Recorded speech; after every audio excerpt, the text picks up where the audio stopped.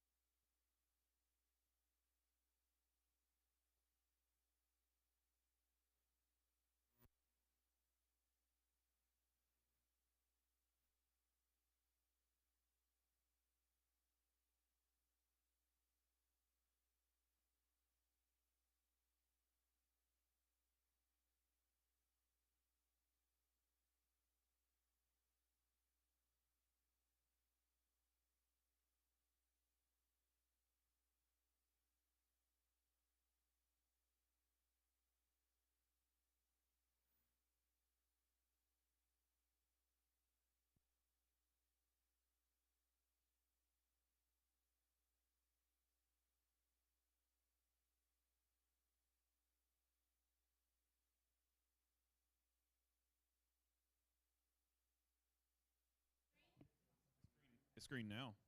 Cool. Perfect. All right.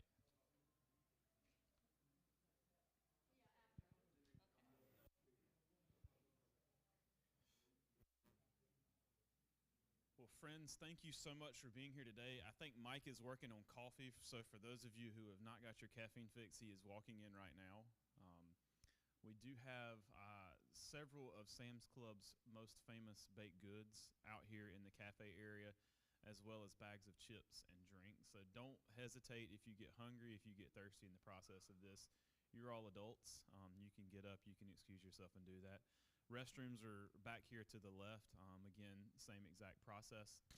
I say all this knowing almost every one of you in here from different circles, and it's just kind of funny bringing this group together. And so I want to say thank you to Susie and to Lee from Literacy Connections for bringing this group together. Just kind of funny when folks walk in. I've worked with almost every person, barring one in here, in some capacity before. One of these people pushed me to do deadlifts one time so bad that I tore my hands up, and I'll let him tell you about that if he wants to. But I appreciate you being here. The Mantle Bearers Project continues to move forward with what it is that we're being able to do, being empowered to do. I think Mike's setting up a table or a reflective mirror. There we go. So for those of you who were here with Susie and Lee, I'll give you a background on why we're here today.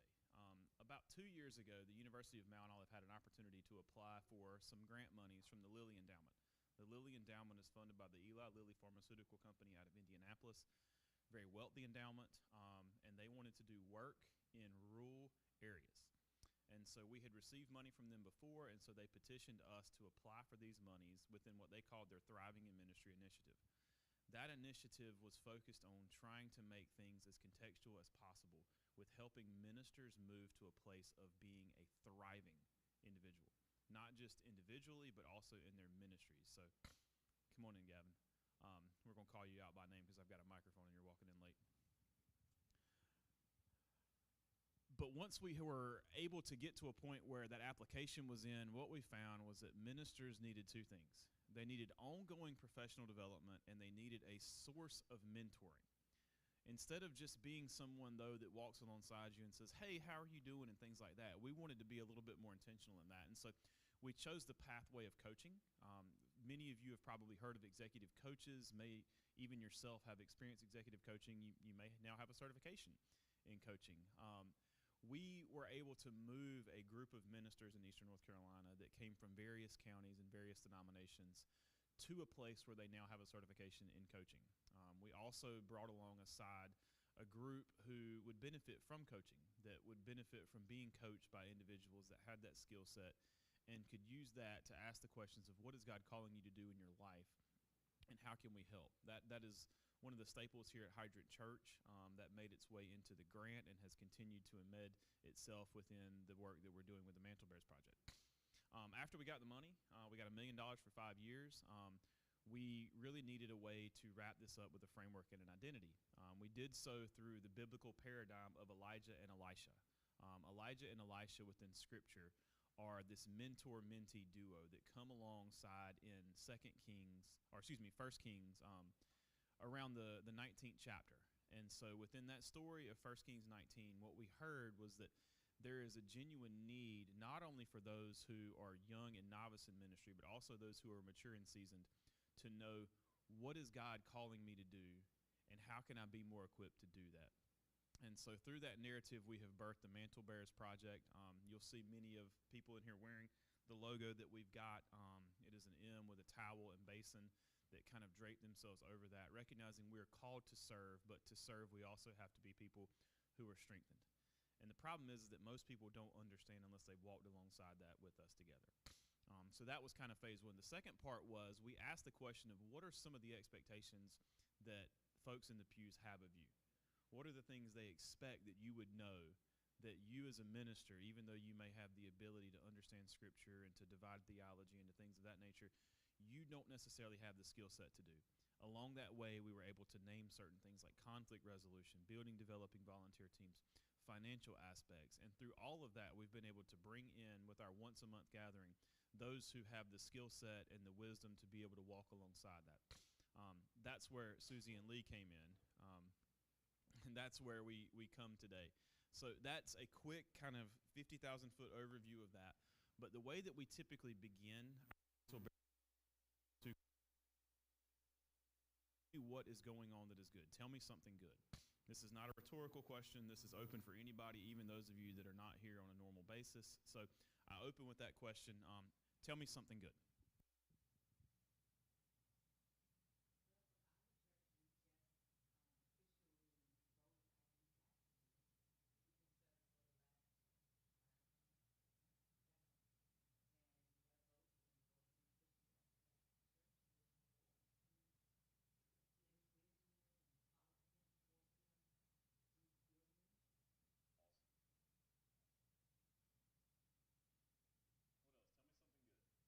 What else? Tell me something good. We just ended our vacation Bible school. Our church attendance is pushing 60 and on Sunday morning. And then this, during vacation Bible school, every night we have, 65 plus up at 85. So we have a great turnout and draw a lot of great energy to our people and excitement and kind of a thrill. So we're hoping to continue that momentum. Awesome. I thought you were just saying that you ended Vacation Bible School and that was the high point, Andy. Like, we're done with it. John, I think you.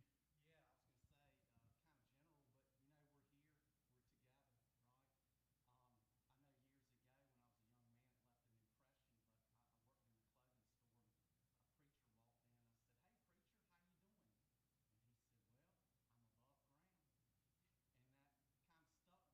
And that kind of stuck with me as a young man as I grew up. It's always, I think, a good thing to be thankful to be here, to be serving the Lord, and to have one more day before we go home. Amen. Amen. Thank you, John. What else? And it can be ministry related, it can be personal related, it can be any number of things. Gavin? Last week I had 11 of the youth from the children's home went to camp, and a few of them made the profession of faith. That was awesome. It's been a long time coming in their lives and in our relationships, getting to know one another. But in the midst of that, I feel rested for the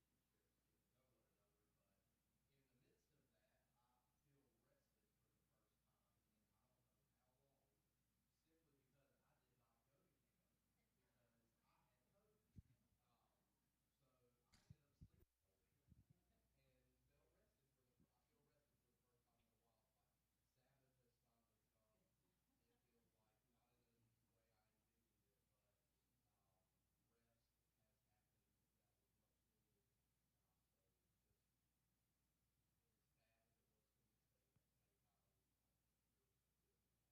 as bad as it was for me staying at the same time, there was some goodness that I got and more rest. So, man, I've changed too. I'm good now, Gary. I'm good. He's the one, Gary, that you want to be near. You know that he's at least got an immune system to it. What else? Anything else that is good? Justin, I'll just say I'm thankful that my 92-year-old father is able to be down visiting me for 2 weeks and could be here today. So And you have the coolest hat that Susie gave you, by the way. Has everybody seen his hat yet? vintage This is 1970s. That's perfect. Thank you, Susie. And thank you for joining us. My pleasure. It was a pleasure to join tonight.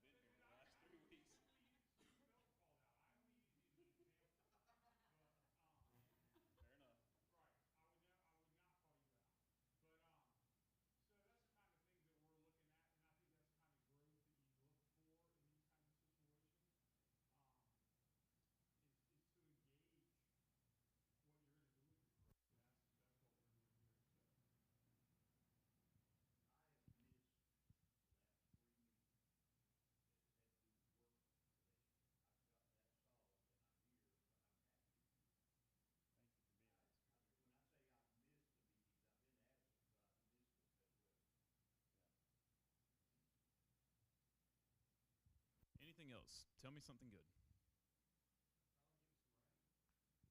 Yeah. Fair enough. Keep it going.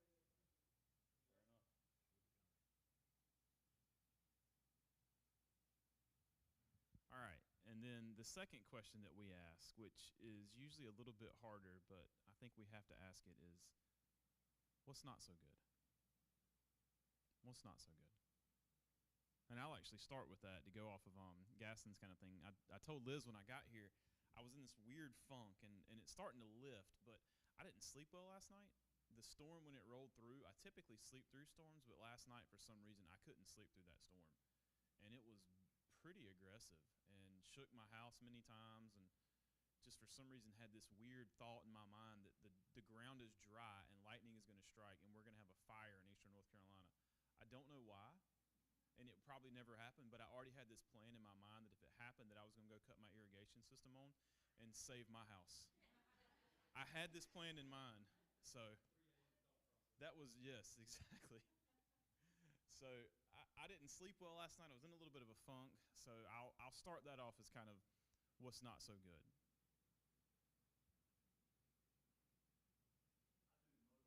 I do most of the grocery shopping, but my wife is totally healthy. I'm in shock every time I go to the grocery store. And I can hate, but I'm very concerned about people who shouldn't. Um, this is a twofold thing anyway, but as most of the people in here who have been in the project for a few months, I got engaged back in March. The wedding planning sucks. And I'm just gonna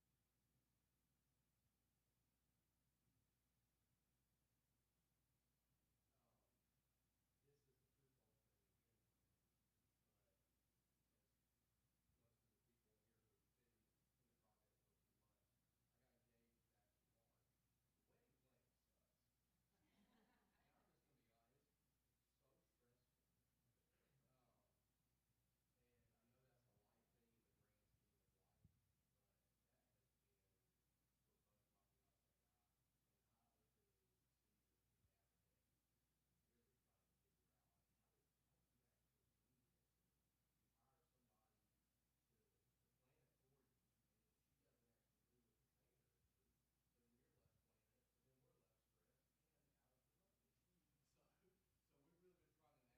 Saturday afternoon if you want to.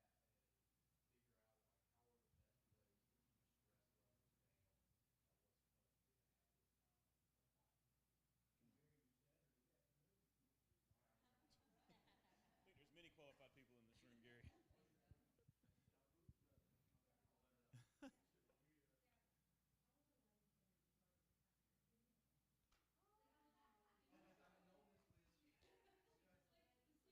got it. You might have just said I wanted to come to you. I got you at funerals if you need funerals, but we ain't. Got a whole cast, I'll call you. I can't keep an air conditioner working to save my life. If you go to my cafe, it's not working right. I apologize. Our kids' wing's not working right. Our office isn't working right. Luckily, this room, thanks to the Lord, is. But I can't win for nothing with them. And they're like $3,000 to replace the evening. It's ridiculous. It's driving me nuts. Yeah. That's what's happening right now. I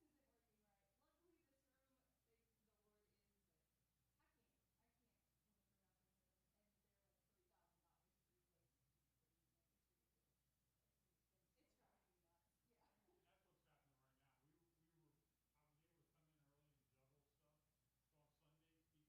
south end of the kids' wing. But now with the oppressive heat, you just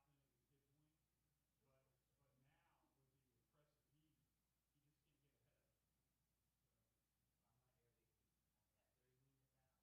right there with you. I've got 3 units out, and then my car unit out. Oh my goodness. Gosh, I'm right there with you. I don't know that I want to sit on this side over here today. And so I concur with that.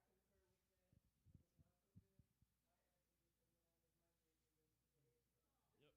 Yep. Diane, you just solidify which side I'm sitting on today. All right, anything else? Not so good. I don't mean to be depressing, but we are inconvenient. There's a lot of people that don't have air conditioning. Mm-hmm. They don't have it at all. Yeah. And when I'm sitting in my house and it's 71 degrees, I think about those folks. I really do. Mm. 79 up to 78 was not cool yet in the heat. So, but I do think about it.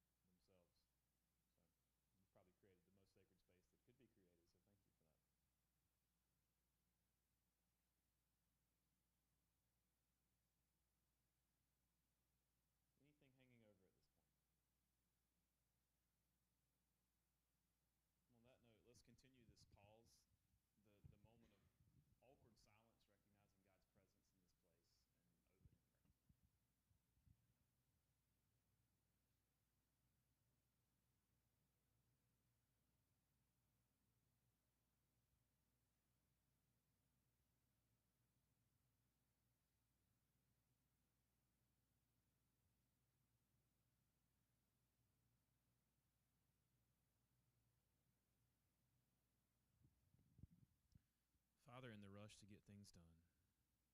Help create the space for us to see the silent moments, the moments in which your Spirit not just finds presence with us, but grants peace for us, peace that passes the best of our understanding. Thank you for those gathered and for the moment and the space that we come.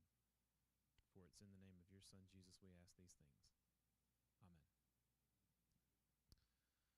So, friends, I'm not going to be a bad steward of your time. I'm going to give Susie and Lee the mic and let them go for whatever they want to go for, whatever introductions they want to give, and whatever space they need. We will be here at least until 11:30. If you need a little bit of time after, that's fine.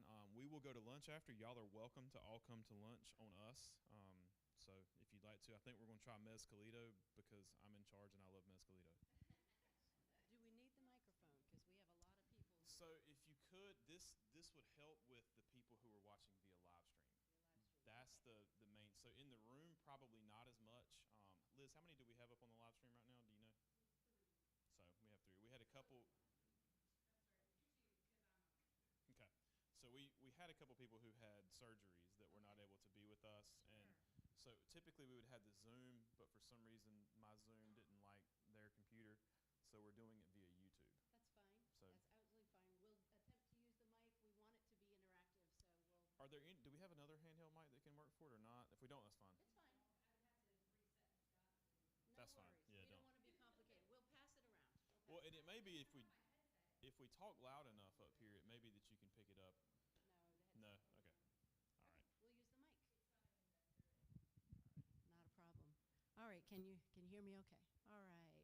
Come on, Lee. Come on. And if my other folks will come up too and be getting in your seats while we do the introductions. I'm Susie Acree. I know some of you because I came earlier and witnessed your group gathering and was blessed by it. This is my colleague Lee Hulse. We work at Literacy Connections, and I want to tell you a little about that in a minute, but I wanted to start with a story. When I was a young mom, 3 kids, not a lot of money, in fact, very poor because my husband had decided to start his own business. So we were really at a week-to-week basis in our household. But I had had some schooling on accounting. I hadn't finished it yet, and I knew a little bit about money, and I wanted to set our family up for success.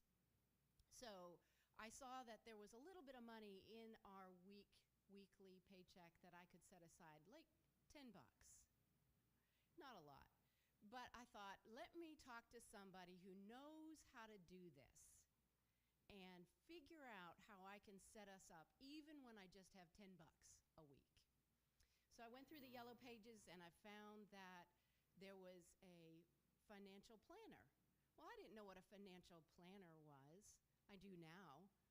And I respect what their work is, but I didn't. I thought for sure that's exactly what I needed.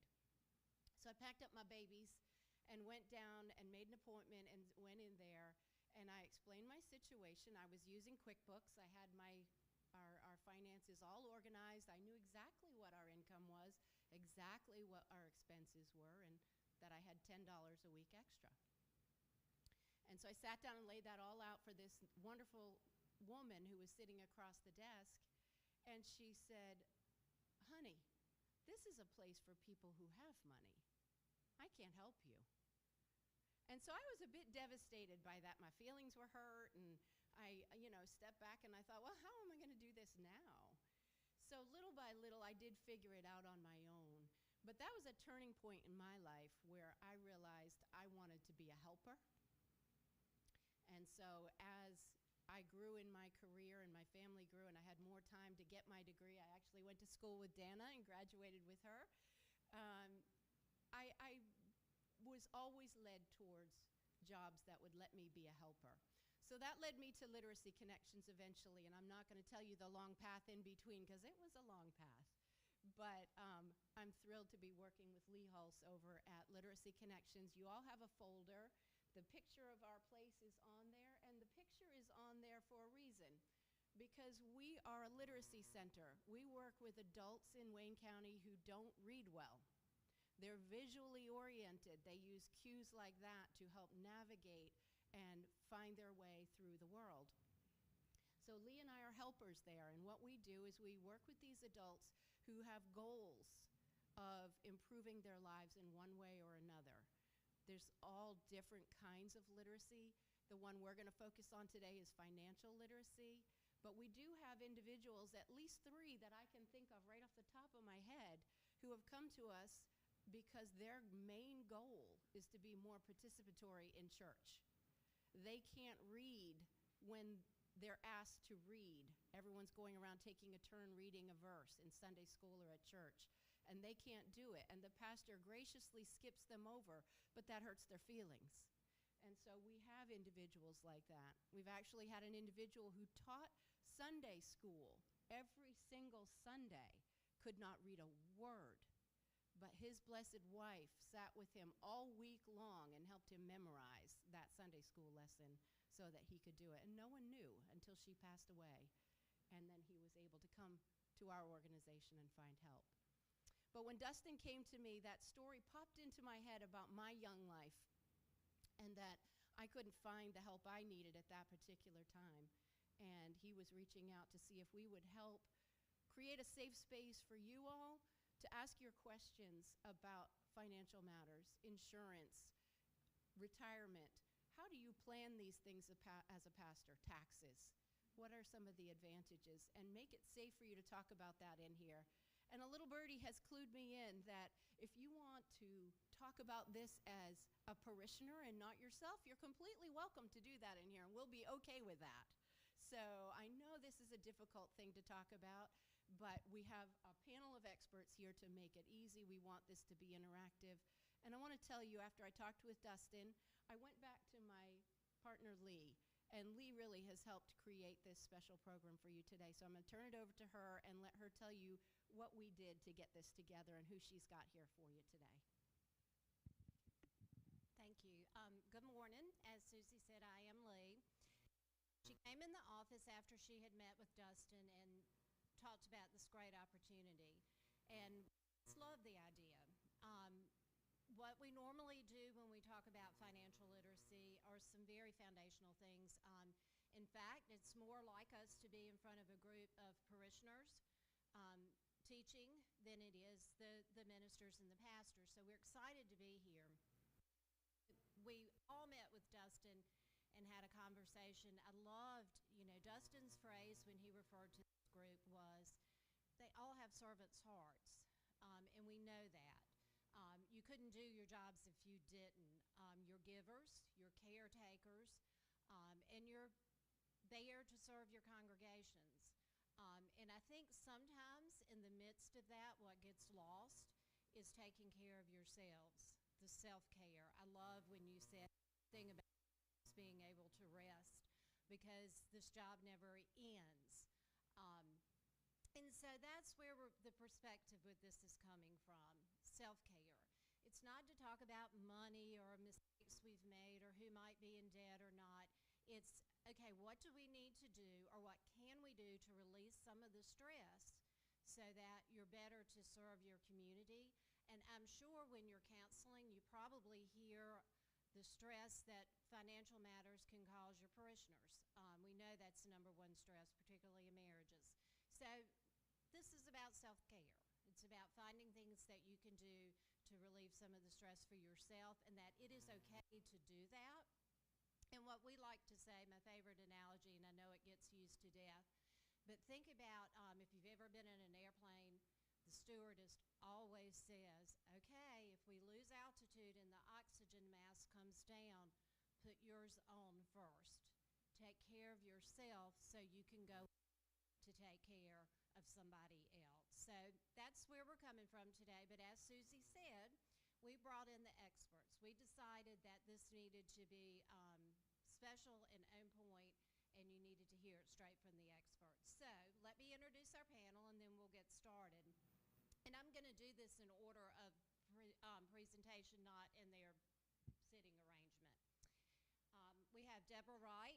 She is a banker with First Citizens Bank here in Goldsboro. Gaston Lewis is with O'Berry & Lewis Insurance. He's our insurance expert this morning. Then we have Dana Lane, who is a CPA, and I'm sorry, I can never, non-Brashear and a Zelle. And John Best, retirement specialist with Wells Fargo Advisors. So this is our panel. I am a lover of paper, and I know that that is terrible in this world, but you do have a folder filled with great information. This is very informal, so it's not follow along page by page, but it is arranged in your folder pretty much in order of the presentation. So on the left-hand side, it'll start with some information from Deborah, go to Gaston, Dana, and then John, just so you'll be aware of what's in your packet. And this is to be informal. As they're presenting or speaking, if you have questions then that occur to you, go ahead and speak. We will have Q&A at the end, but you don't have to wait. Feel free to interact, add comments, ask questions, or whatever during their time. Okay, so with that, I will let Deborah go ahead and get started for us. Thank you. Is it better if I sit or stand, or do you want for me to pace so you can keep your neck loose? I'll sit for now. So my name's Deborah Wright. I believe it or not, I started out in banking in 2006. I was not 12 years old. I was an adult in 2006, barely. But I initially got into banking as a part-time bank teller, and I thought, well, this will be a great way for me to pay my way through school. I really wanted to be an educator, so I wanted to teach. I got into banking, and then I realized, oh, my family, my parents, we've been doing this wrong for so long. You know, I was in banking as a teller, but I was watching. I had a front row seat to how people were managing their finances. So I saw some folks who were not very financially healthy, who were doing some of the same things that my family had done my entire life up to that point. And then I saw other folks who were very financially healthy, who were making different choices and just had different ways of managing their money. So I thought, I might need to stay here for just a little bit longer because I need to learn, because, you know, I appreciate the lessons that I learned through the struggle, but I wanted to make sure that I didn't have some of the same stresses and some of the same concerns that my parents did. And if I ever had a family, I definitely didn't want for my child to end up going through what I had gone through. So I ended up at the very large disappointment to my parents. I dropped out of school and I went into banking full time. And I've never really looked back except for the time that I went to be a financial advisor, and then I went into real estate, and then I went to be a mortgage broker, and now I'm in banking again. So here I am. I've been with First Citizens for 3.5 years now. I serve in the capacity. I'm a manager, but I consider that to be more of a skill development specialist, because basically I'm working with a group of people who all are helpers. We have helper hearts. At my team specifically, at First Citizens, we have helper hearts, and we have this skill set that we've learned professionally, right? And even as tellers counting out cash to our clients, we still have to learn how to identify the problems that our clients don't even realize sometimes that they have with their finances, and then we have to educate, and we have to connect them to solutions or connect them to a plan to improve their financial health.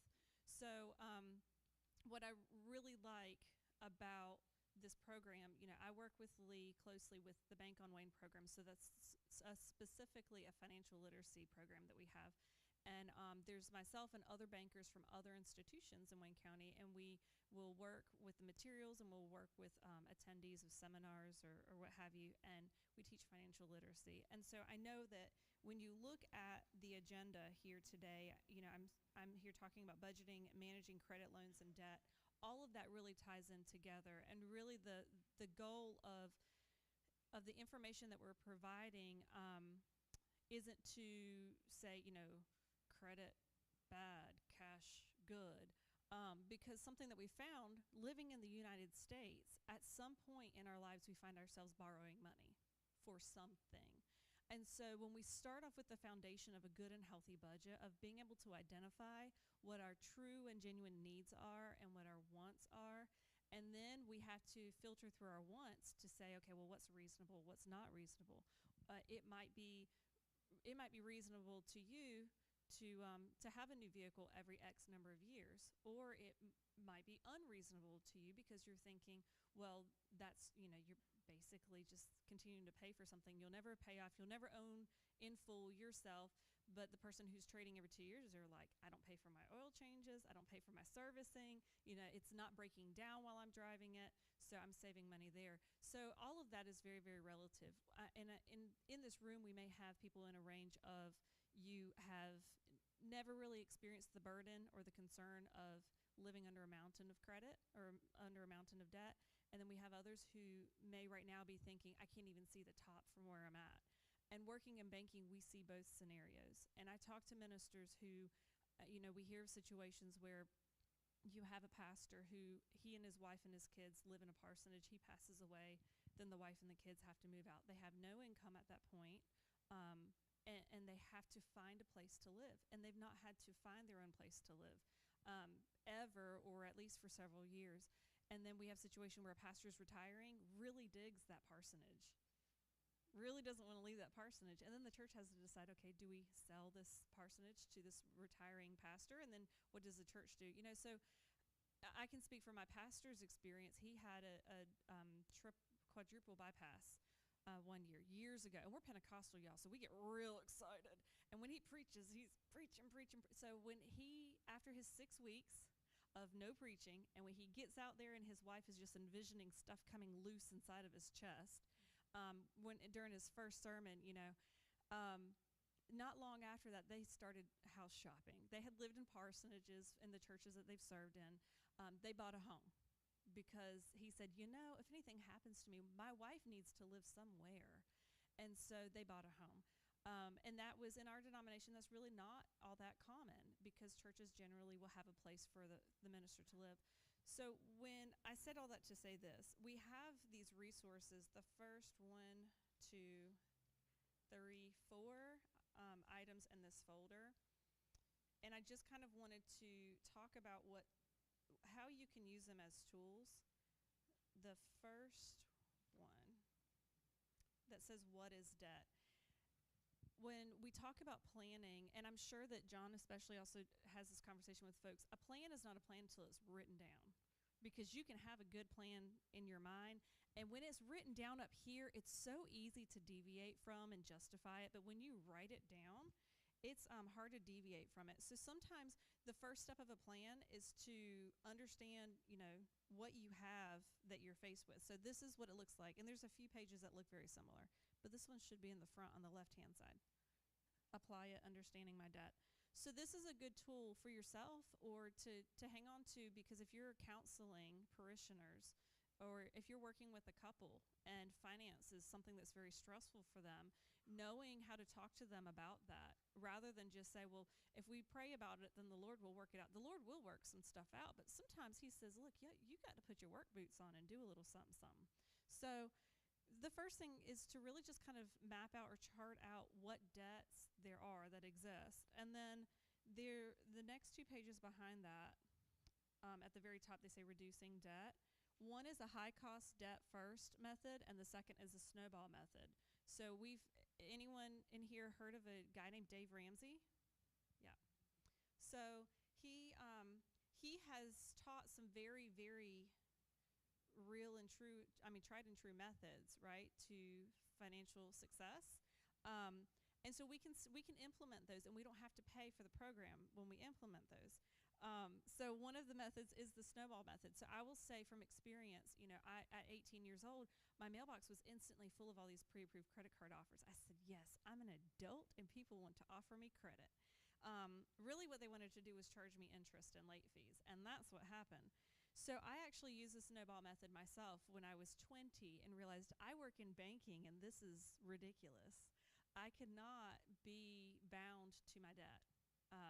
And to me, just in principle, and also in teaching, I've grown up in church. I'm still in church now. I work in my church, and I thought, I cannot be bound by my debt. That is not okay. So I actually personally use the snowball method. And so that is where, you list from your lowest debt to your highest debt. And the method there is you pay off whatever your smallest debt balance is. So if it's a $500 credit card versus a $15,000 auto loan, pay the credit card off first, take whatever you've been paying on that, and then you put it onto the next largest debt that you owe. And then at some point, you're making 5 payments to get the largest one off, and then you're done. the high cost first, that is where you, if it's your preferred strategy, to just you don't want to pay more interest than what you have to. So you're going to pay off whatever charges you the most interest. So whichever form of debt you have is the most expensive. And then you apply that amount of payment to the next highest. Some other things that we had talked about, if you're moving from one church to another, there might be some churches that pay you weekly, and there may be some churches that pay you once a month. And so if we had talked about, Wayne County was changing their pay cycle. First Citizens is changing their pay cycle. So, I'm going from being paid monthly to biweekly. And so when you have, for X number of years, had your bills made due at a time that was convenient based on your pay cycle, then when all of a sudden you're getting paid at a totally different time of the month, well, then that can cause some strain and some hardship. And at the bank, we see that a lot. And so I have made it a habit of, with our associates, if they see that someone is making a late payment more than one or two times in a row, to reach out to them to say, hey, I've noticed this. Has there been a change in how you've been paid? And 9 times out of 10, the answer is yes. So then we recommend to them proactively, why don't we change your due date? And so this right here is part of the Consumer Financial Protection Bureau. They have a lot of helpful literature out there. So this actually gives you the steps on requesting a change in your bill due dates. And there's a bill schedule in here that can be very, very helpful. So if you're changing from being paid once a week to once a month, then this is a good way for you to kind of map it out and look. So in case you can't tell, Lee and I both were very big on paper and writing things down. Because it's not real unless it's written down.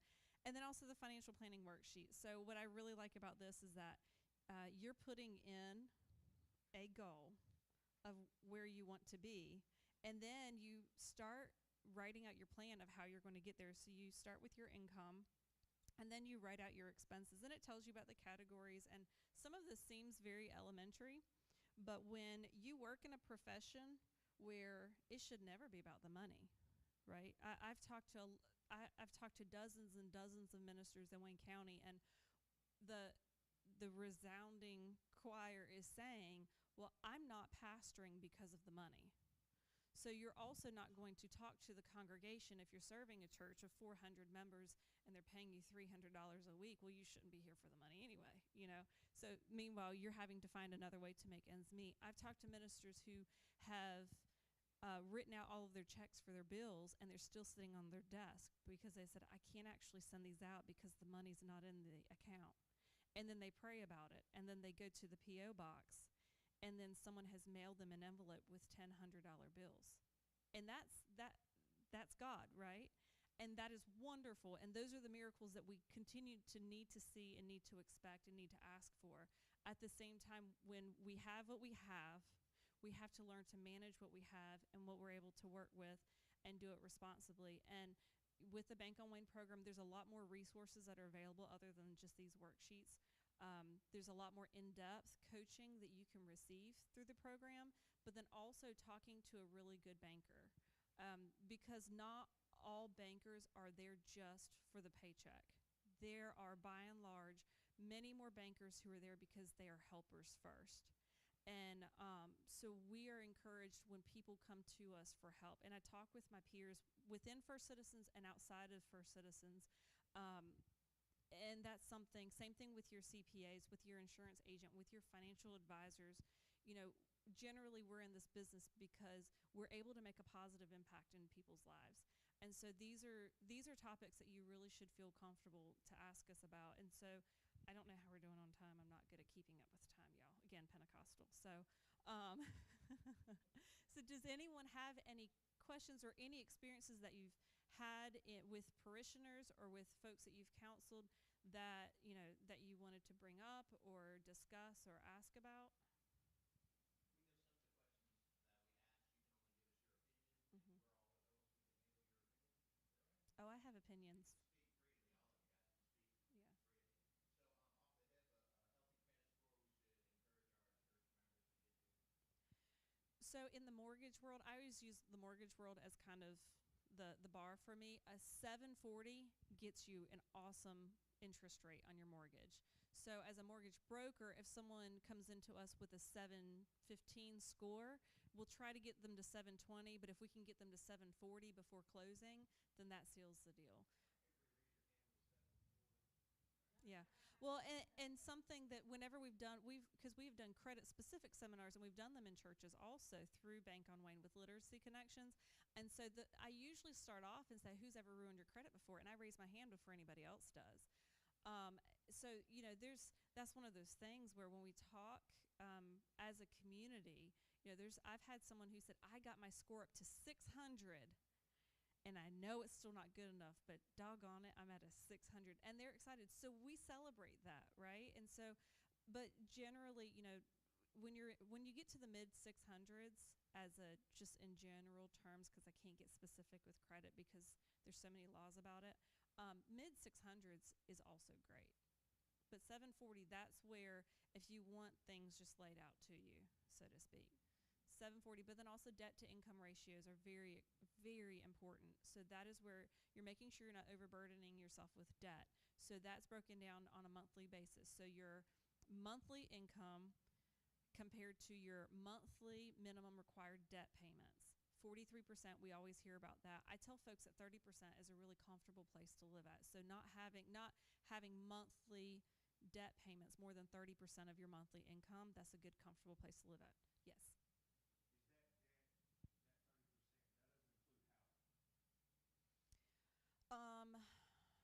Kind of, sort of, yes and no. So when in a loan application, if they're calculating debt to income ratio, it does include your housing. So if you're applying for a mortgage, they're going to look at your current debts, and then if your new housing payment were to put you over 43%, in traditional lending, that's not okay. It's not approvable. But when I was a mortgage broker, we shopped loans, and so there's a lot of leniency. I actually did a mortgage for someone who had, I think, 51% debt to income. The only reason why I, as a human being, felt comfortable with that mortgage was because it was just in one of the spouse's names. The other spouse also had income that was not included in the calculation, but she just had some credit blemishes. Yes. So along the journey, I've heard your housing shouldn't be more than 30% of your income. Mm-hmm. How do you navigate that with the figure that I'm not questioning? All right. Help me understand when I'm talking to a parishioner. Mm-hmm. Your housing is not supposed to be more than 30% of your income, or you will become house poor, versus the debt to income ratio of 30% you just Right. put out. Can you help me understand that? So in that case, that's where the housing would be 30%, and then the other 13% in a loan application calculating debt to income, 13% would be car payment, credit card payments, student loans. Student loans also count against you. So in a mortgage application, a lot of times folks don't think student loans, they say, well, they're deferred, but they come due, right? So generally, a lot of lenders will calculate 1% of your overall student loan balances as a monthly payment against your debt to income ratio. Yeah. Yes, ma'am.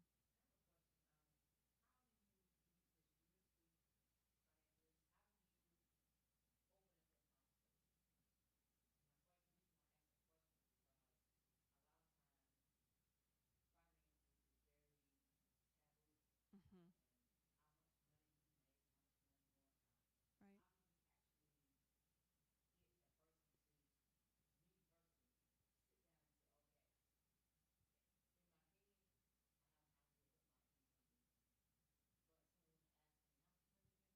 Mm-hmm. Mm-hmm.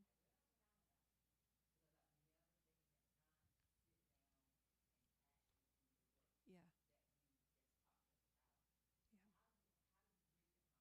So as a counselor speaking to someone who's being counseled, well, that's kind of my job at the bank. So, but to add it to, because I've worked in ministry also, so and I've counseled peers, and I've counseled young adults, younger adults than me.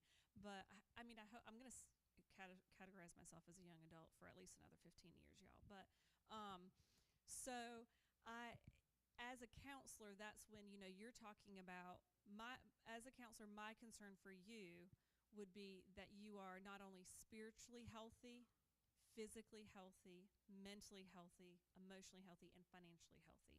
Because when you put all 5 of those together, that is how we can make sure that you are the most whole and healthy person that you can be in the Lord. Because the Bible even talks about finances, right? And it talks about that we're not supposed to be indebted, right?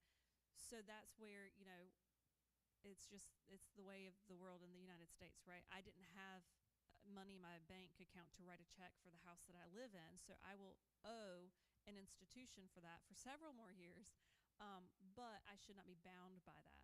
Yes, sir. This is just my little 2 cents.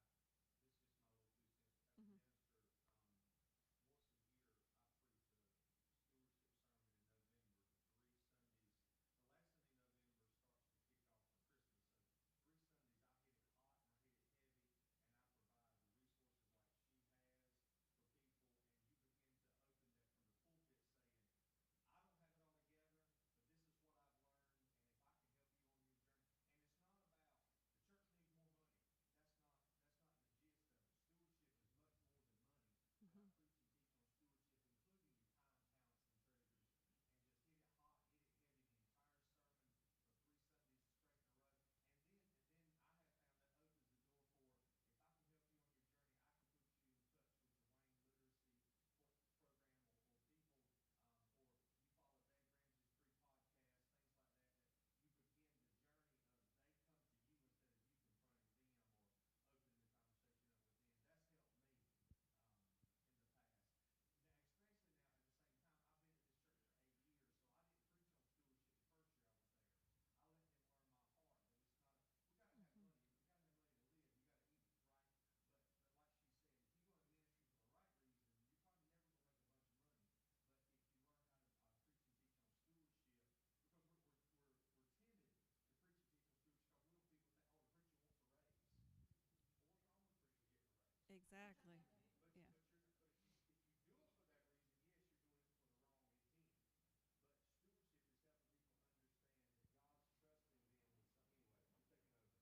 No, I appreciate, and that's exactly it. And in my conversations with clients, I use the word steward a lot, or stewardship, because really, as a banker, we should be good stewards in the information that we provide to our clients, right? But then as ministers and as leaders and as guides and mentors, you should be able to provide stewardship and education to the people that you're working with and leading. And I think it's an extremely important conversation to have. And I think about myself, right? My childhood, we were raised up in a church, and we were raised.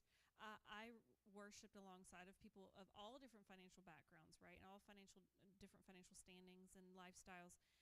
No one ever talked about money other than, the pastor always would compliment the congregation on being great, faithful tithers, which is good. We should always encourage people to do as the Lord instructed. But there were no conversations about stewardship over money, and then being smart with credit. And so I think that it's something that we should talk more about. Yes, sir. I used to do the same thing that this gentleman's talking about. Mm-hmm. I had a stewardship month. Mm-hmm. There were certain people that missed the whole month. They wouldn't come to church. Yeah. But this is nothing that ministers don't already know. But I addressed it as a spiritual matter, not finances. I'm not here trying to increase the church budget. Mm-hmm. I'm not looking to raise. This is a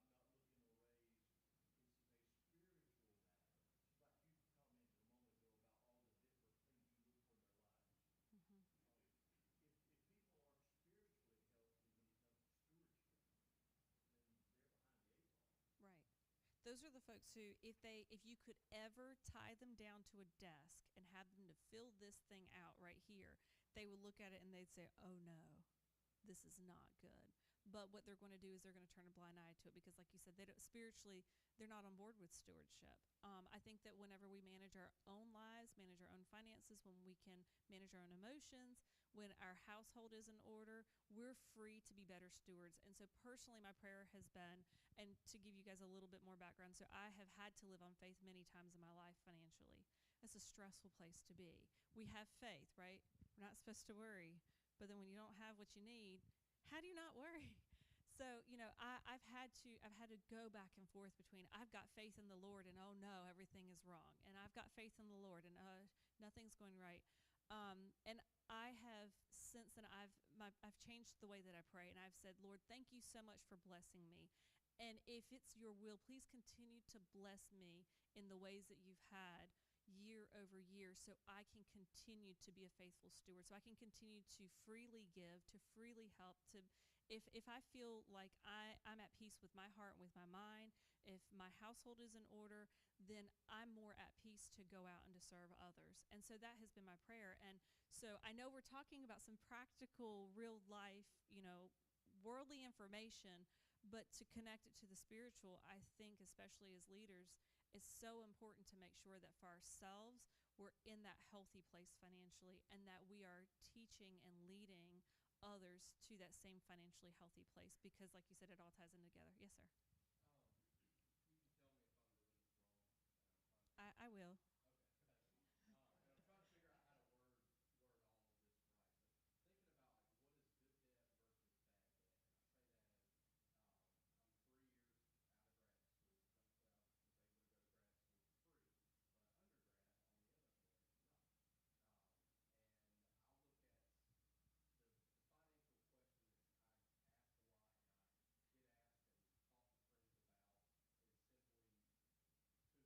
student loans. Mm-hmm. And I have friends that I graduated seminary with that are $100,000 in debt. And again, we're ministers, like, and the sucky thing there is you have to go to a private school to get theological education, and churches expect you to get theological education, but then you are 6 figures in debt, and now you're preaching at a small church. Um, but thinking about personally, like whenever I started, after I graduated seminary, whenever I started working full time, my student loans were double my annual income. Thankfully, I've grown I'm almost 30 years old, still living with my parents, simply to pay down student loans. But I had talking about the snowball effect made me think about this. Like I think about from the snowball and from the other way of it. Um, I have people who are talking to me like, oh, well, think about these, go on a pay as you earn plan. And I have some friends who do that where they're like, well, if we just pay bare minimum for 20 years, then everything is forgiven, and I end up paying like 30,000 instead of 115,000. But then for me, I sit here like I hate owing money and I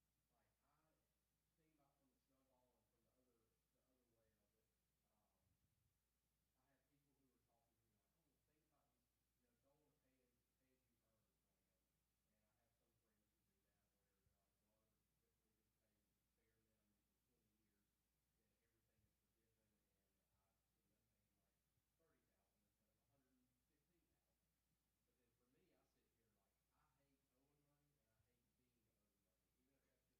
even if that's just owing you $5. I can't stand it. I'm going to have to go take more medicine. And so in the midst of that, like I'm looking at my loans and I'm like, well, I would rather pay it all down ASAP instead of paying it over 10. Go on a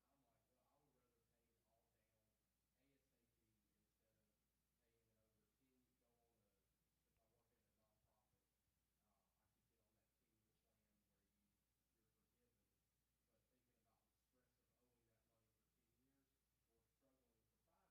about the stress of owing that money for 10 years, or struggling for 5 years, paying it all off now, or dragging that out over a 10-year span. Your thoughts? I'm sure, John, people talk to you about debt also, right? Debt versus whether you pay off your debts or you. So I tell folks, get rid of the debt, Okay, because then you can be free, right? I paid off. John, what do you normally say? I paid off $30,000 of debt in the last 3 years. That's amazing. And still are owing roughly the same at this moment. But just thinking about how much I've thrown away at it, but I've been able to do that through ways of living at home with my parents, and other avenues like that. Driving a 17-year-old vehicle with 225,000 miles on it, like little things like that. There's also signs of the engagement ring. I mean, that's big. I mean, Well, thankfully with that, I was able to give a ring that was inherited. Like I'll be honest. So with that, didn't have to take out a loan for a ring. There you go. So I would say there's two answers to that question, maybe, right? The mathematical and the spiritual. Mathematically, to use your example, it would be best to pay the bare minimum for 20 years and have the debt forgiven, right? I mean, but spiritually, we've all got to live with ourselves, and we've got to live a life that we think is pleasing to the Lord and honors the Lord. And we've got to be able to look each other in the mirror, or look at ourselves in the mirror and be proud of the person that we are, and know that we're trying our best. As a financial planner, I agree with Deborah. Getting rid of debt is always a good thing. And if your spirit leads you to accelerate those payments, get rid of that debt, I think not only can you be proud of the person that you are, that, hey, I honored the Lord, I paid off my debts, I did what was right. But it's just such a relief to get that off of you and to live free and to be able to lead others to that promised land, right? Because when you're free, you can really reach out and you can really have an impact with people. But when you're shackled by debt and then you're shackled by the guilt, you can't be all you can be for the Lord. So. That's like the other night, I paid off one of my student loan, like it was a small little amount, but I paid up a big tuition. So I paid off one of them, and I was ready to like jump off the roof. I was so excited. And I typically celebrate those with my dad because he was my co-signer. He's awesome and all that. But in that moment, my fiance was right there with me, and I was just like, "Look at, I'm about to clear this one off."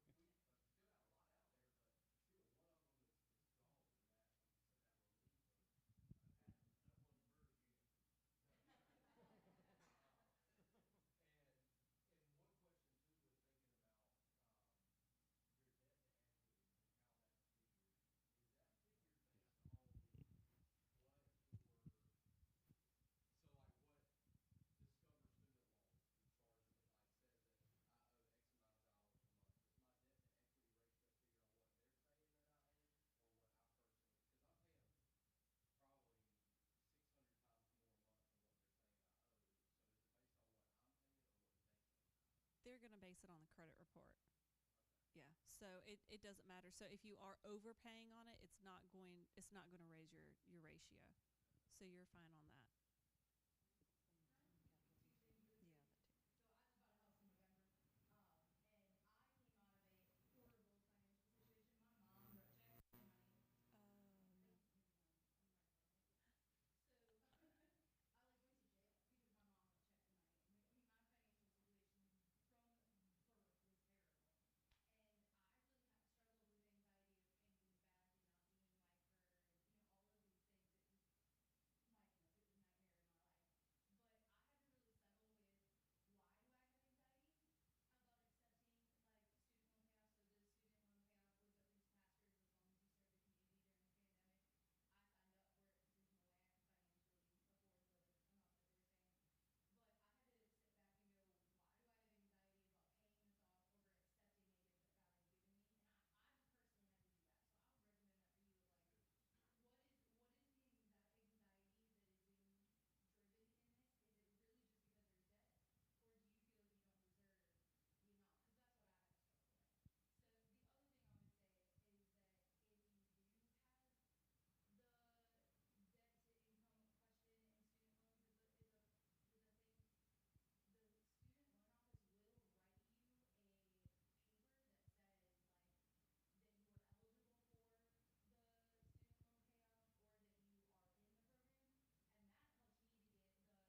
is being driven in this? Is it really just because there's debt? Or do you feel like you don't deserve the amount? Because that's what I had to struggle with. So the other thing I would say is that if you do have the debt to income question and student loans is a thing, the student loan office will write you a paper that says that you are eligible for the student loan payoff or that you are in the program, and that helped me to get the first time home buyers loan because it said on my credit report that I owed $695 a month, but I was in the pay as you can plan or whatever, and so I could see things. And that is what changed everything for me being able to get a house loan. Because they were selling my house and I either had to move or buy it. Like I had no options. But it was a game changer in my financial thing, and it made my credit go up drastically. I went from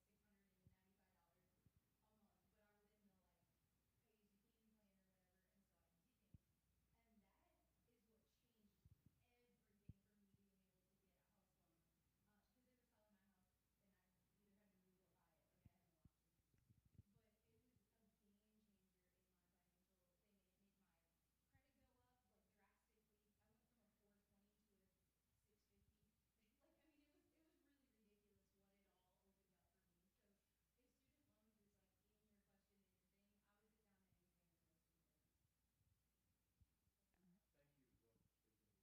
those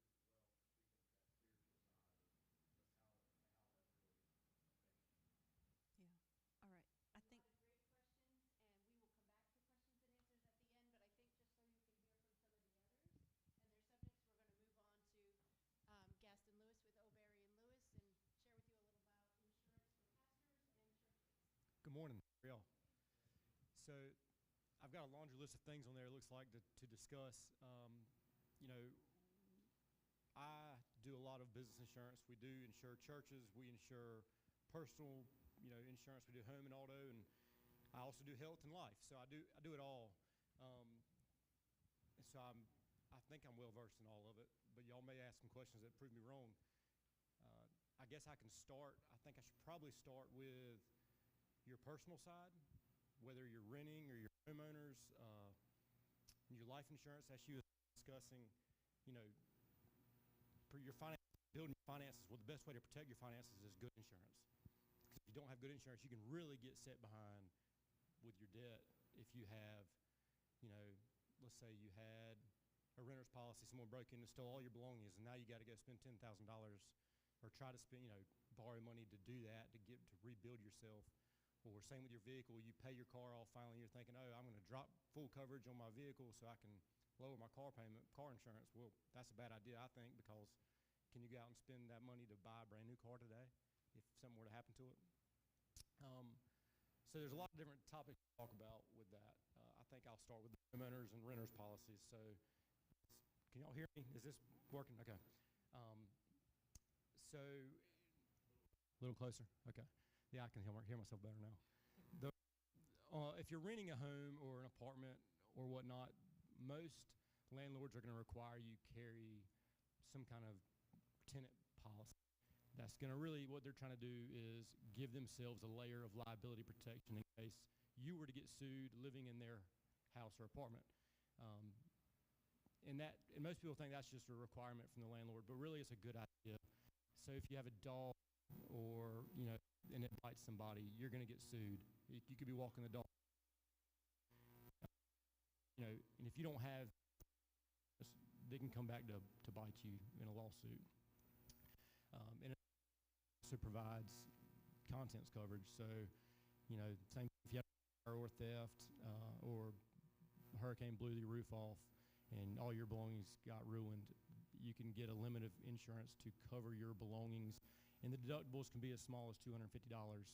So, and the policies are cheap. We've seen them as low as $70 a year to protect $12,000 worth of contents. I think it's a no-brainer because it also, if you paired your auto with your renter's policy, the savings on your auto generally pays for the renter's policy. So it really makes a ton of sense to do that. Yes, sir.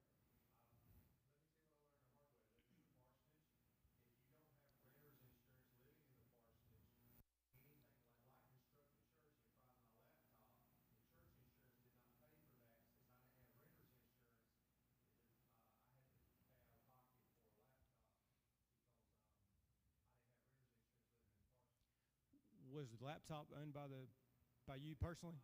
It was yours. Gotcha.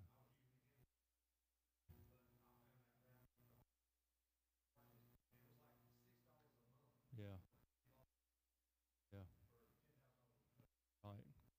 So that's a good example of how you need. It is inexpensive, very reasonably priced. Do you mind just sunglasses? I know that sounds really, really dumb, but it might be I'm sorry. metal on them that I don't know. I'm guessing. Is it making a noise? Was it making a noise? Is that better? So far, keep going. Okay. Interesting. Yep. I'm not a singer, guys. Like, I'm not used to holding the microphone, so excuse me. I'm usually loud enough where I don't have to worry about it.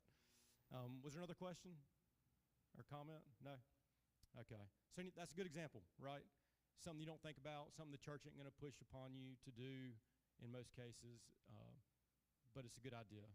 And so bouncing around a little bit, you know, that's the generalization of renter's insurance. Homeowner's insurance is the same thing, just you're also going to cover the dwelling you're living in. And that's something you own that you owe the bank money for, usually. So they're going to require it. You just want to make sure with that, you know, that you're getting all the coverages that are needed. Sometimes some pretty important coverages are left off to make the premium lower. And I don't think that's a good idea. I think you need to cover yourself to the hilt, not unreasonably, but, you know, to where you're not going to be in a financial burden if something were to happen, and things always happen. People say, oh, that won't happen to me. Yes, they do. They happen to everybody. So jumping over to auto insurance, this is probably the one that's most important to me because we see it a lot where one of our customers might get in an accident with someone that, A, doesn't have any insurance, B, their insurance is not enough to cover the property damage or the bodily injury to our insured. That happens all the time, And so you really want to look at your coverages on your personal auto policy. Limits are confusing to a lot of people if you're not, right? The state only requires you carry $30,000 per person, $60,000 per accident and bodily injury, and $25,000 in property damage coverage. That is nothing. That should be, the state needs to raise the mandate. Because, think about it, $25,000 property damage. If you hit a 5-year-old vehicle today and totaled it, it's probably going to be more than $25,000. So then what that does is it puts that burden back on you to pay the difference. So say you hit a brand new Cadillac Escalade, right? $110,000 SUV, and it's totaled. And you've got $25,000 of property damage coverage, you're going to be in bad shape because the court is going to probably, okay, so the insurance company's going to write a check and say, oh, $25,000, we're done, good luck, sir. And you're going to be responsible for $5,000 or $80,000. And the court will likely put, it's kind of like a lien on you to where they can go after your future earnings as long as they need to pay off the debt. So, and I'm talking maybe $100 a year to increase your limits. So that's the lowest. Then we go up there, right? 50,000 per person, 100,000 per accident, 250, 500. We can keep going up. But something I do recommend doing is buying an umbrella policy. They're very inexpensive, generally like $100. I've seen them as low as $70 or $80 a year. And that protects you financially if you were in an at-fault accident. But what it can also do is you can add that $1 million coverage to your uninsured, underinsured motorist coverage. And that's what I'm talking about when you get in an accident with someone that doesn't have enough insurance or doesn't have insurance and you get badly injured. That coverage pays for your damaged vehicle, and it also can pay for your injuries.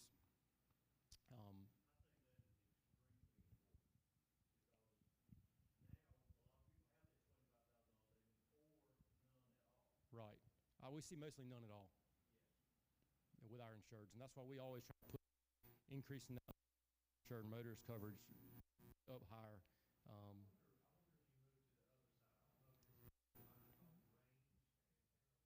I putting off some bad vibes with this thing? Happens to you every Sunday? Okay. Test, test.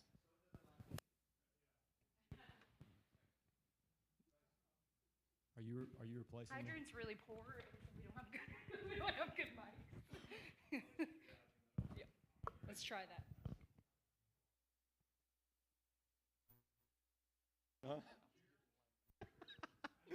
Okay. Oh, that is better. Look at there. Thank you. Okay. So where was I? Oh, insurance. So exciting, right? Everybody get excited. So again, auto liability limits. Extremely important that you at least look at yours and see what you're comfortable with. Think about real world situations that happen. Talk with your agent or an agent. If you buy online, you might need to talk with someone that you can sit in front of to get a true, not just a sales pitch.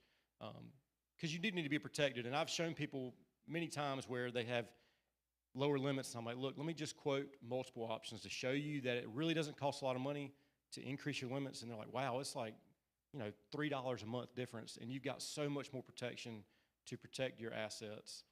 And especially if you're young and growing a family, you don't need one more thing to worry about as far as if you got in a bad accident and you were at fault, and now you're responsible for 5 people's injuries and their vehicle. I mean, it can just snowball on you quickly. So anyway, that's the auto side. I'm going to jump to the business insurance real quick. I don't know if the pastors in here, if y'all are responsible for buying insurance for your church, or if it's something that y'all that your church has. If there's a board with your church's directors and officers coverage, to help protect the board members and with making any decisions in regards to the church. But there are package policies that you can buy that group all those things in together that protect the church financially for liability purposes, protect the building and the assets of the church, the vehicles of the church, and like I said, the D&O covers, the direction officers coverage.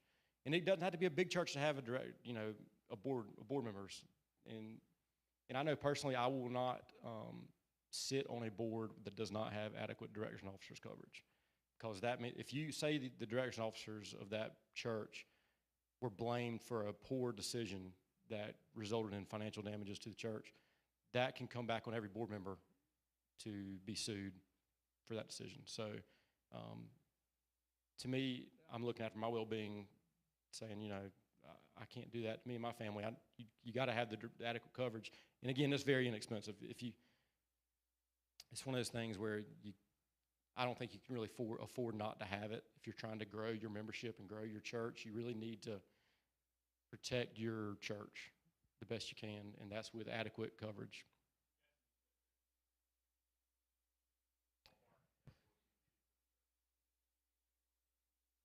For the whole package, or like a directors and officers policy only?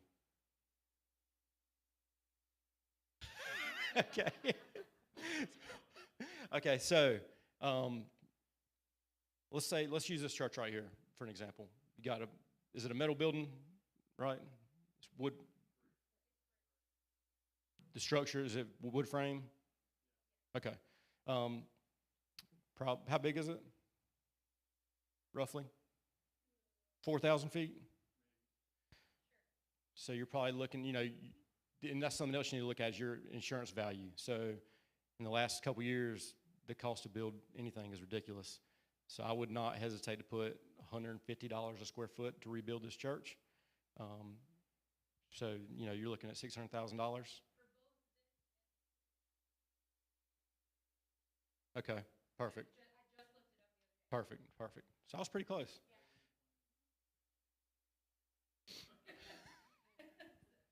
So if you look at that, you know, and then your D&O coverage and your umbrella coverage and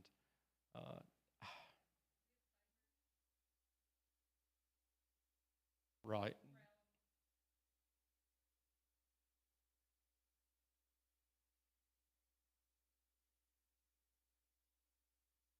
Do you have any vehicles?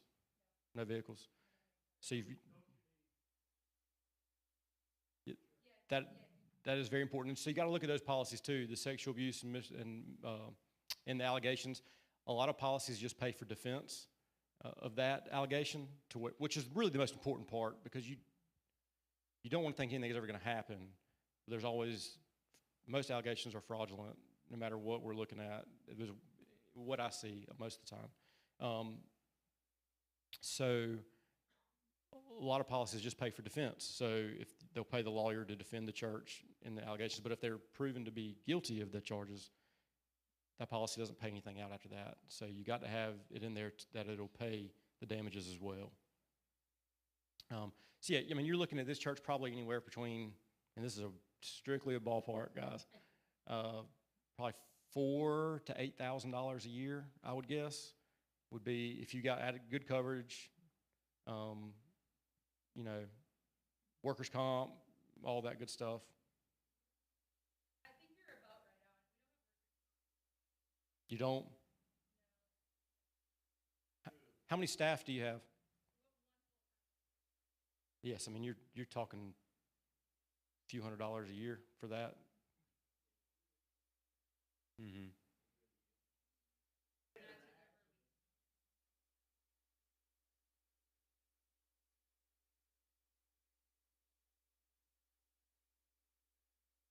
You're on the job, going to the post office, anything that can be related to your job.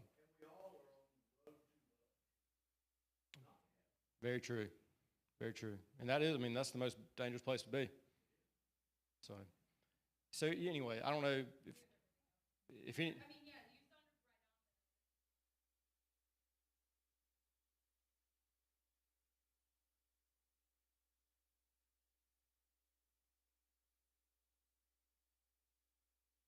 on. Like a fiduciary. Yeah, maybe. I think that's. Yeah. Yes, sir.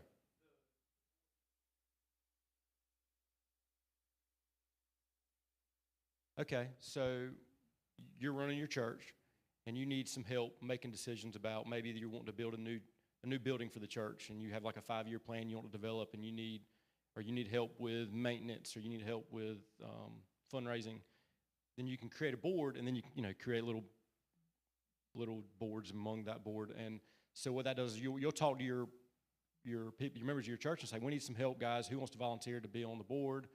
Or you'll ask certain members you think would be great fit to be leaders in the church. So you might get 5, 6, 8, 10 people to volunteer. So that's great, right? They're coming in, they're going to help, they're going to do it for free, all that. And they may not realize it, but they're putting themselves out there for the rest of the board, the rest of the church to file a lawsuit.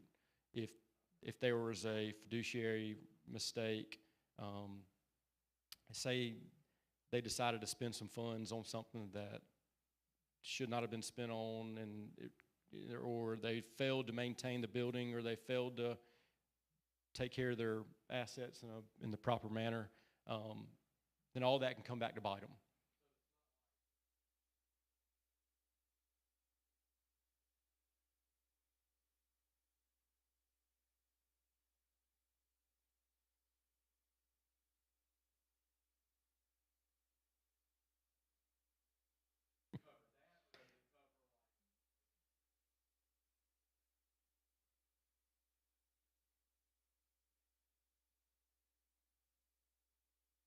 Okay, so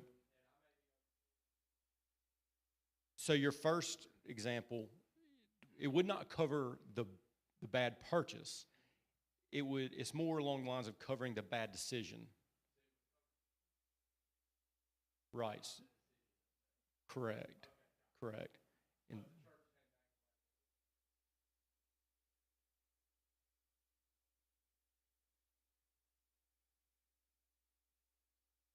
yeah, unfortunately, it would not do that. Please.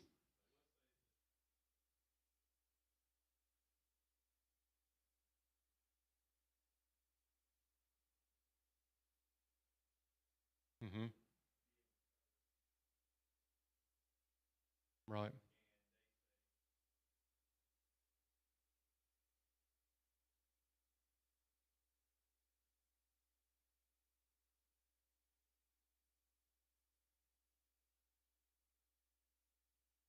Correct.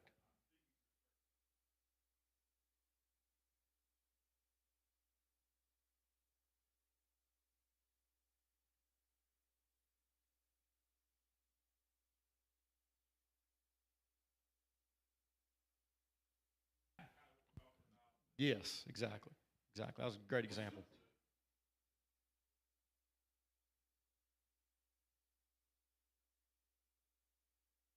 Correct. Yeah, you did good.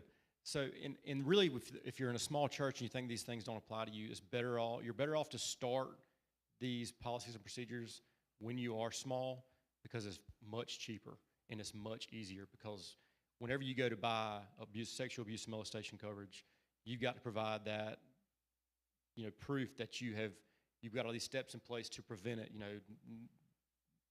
No, you can't have a child in the room with an adult by themselves. You can't, all these things. The insurance companies want to see lists and lists of things to show, they're trying to cover, they're covering you, but they want to see that you're also, putting forth an effort to cover yourself. So you're better off to start small when you're small. That way it doesn't hurt you. It doesn't come back to hit you really hard, price-wise and time-wise and resources.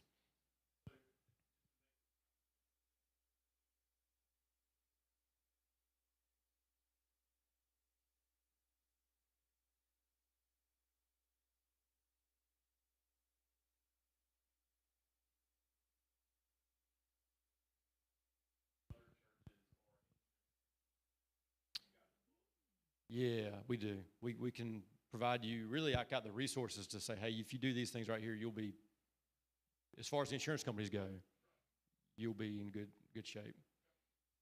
And it's really not hard. You just got to put a little bit of effort into it.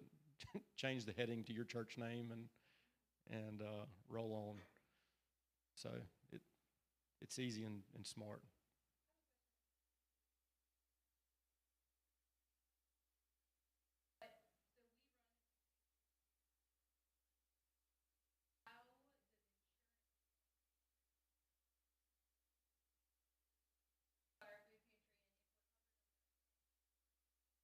Yeah. our place yet to ask that question. Is that needing its own thing? Okay. It's ran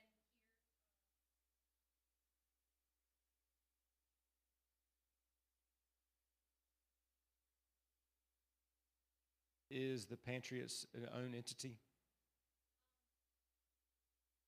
has a separate bank account, but it is ran Okay. that. So it's a DBA. It'll be another DBA under your current policy, likely. So you could, I know I would just schedule a restaurant under your church policy. And it'd be easily done. So do y'all have any more questions about that, about anything with the church, before I jump into some health insurance stuff? Have you got a minute for that?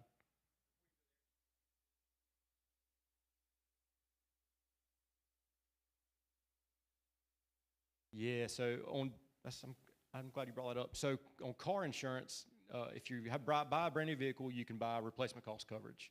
And it generally lasts about 5 years.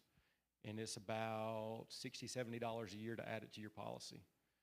So that means and I've had this happen, a buddy of mine actually bought his daughter a brand new Volkswagen Passat. About 3 weeks after she turned 16, she was eating a sandwich and rear-ended somebody and totaled her brand new car. And so without asking him, since he was a friend, I just added the replacement cost coverage. And thankfully I did, because all the insurance company did was call the dealership and say, what's this car worth brand new? And he wrote a check, and that's what he got. So, yeah, it's very inexpensive, and it's very smart to buy. That's the way I look at it. Yeah. And you're going to be real mad if you don't have it, if you do total your car. Which these days, market value on a 3-year-old car is the same as a brand new car. So, yeah, good question. And that's another good thing to bring up as far as replacement cost goes. So insuring property, whether it's your house or your church building, you don't want to insure it for tax value. You don't want to insure it for a made-up number. You want to insure it for what it would cost to rebuild it, because you're going to have to rebuild it more than likely if something were to happen, especially your home. You know, you don't want to say, well, I only paid $150,000 for it, but I'm pulling up this cost. It's going to cost you $250,000 to rebuild it. Again, you always want to try to get as close to replacement. It doesn't cost much more. It makes sense. The bank a lot of times may not require as much, or sometimes they require way more.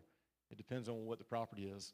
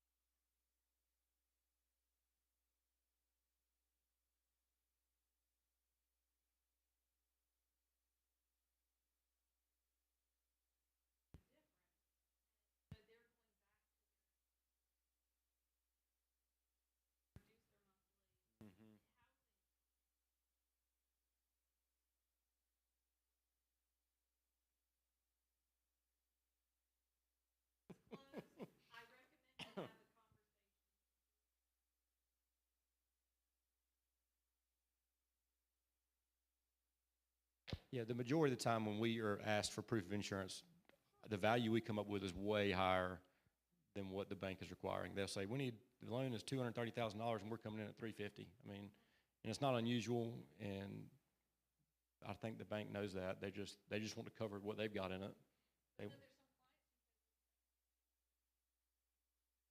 Right. Every year. We look at them every year. So every time we have a homeowner's policy renew, we look at it, and we have a bunch of insurance carriers. So we likely quote it with other carriers every year to make sure that's still the best deal. But lately, we've been really looking at the value of the homes, because 5, 6, 7, 8 years ago, a 2,000 square foot house, you could say, oh, that's $100 a square foot. Now that won't even get you you know, an inexpensive spec home right at the moment. So you really need to take a look at it. And I would, you know, rule of thumb these days on a basic home, I would say is if you're not insured for at least $150 a square foot, you're probably underinsured. So if you look at your policy and see that it's about closer to 100 a foot, you really need to take a look at it and just talk to your agent and say, hey, what will this look like if we increase my value to this?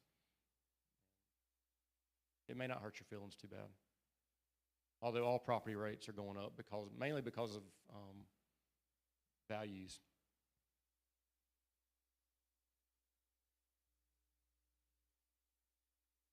Really? Yeah. So you got to keep an eye on it.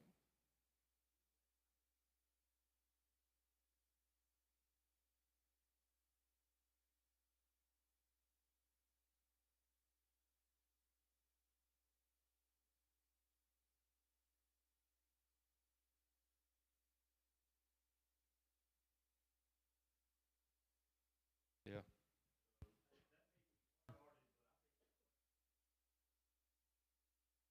I agree. It is your responsibility to make sure you're looking after your assets and your church's assets.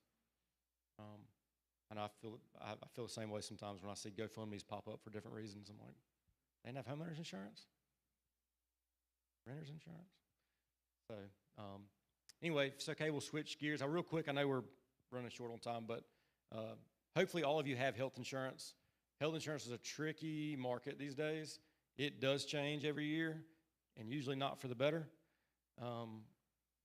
There's no rhyme or reason to it, and there's no rhyme or reason to premiums a lot of times.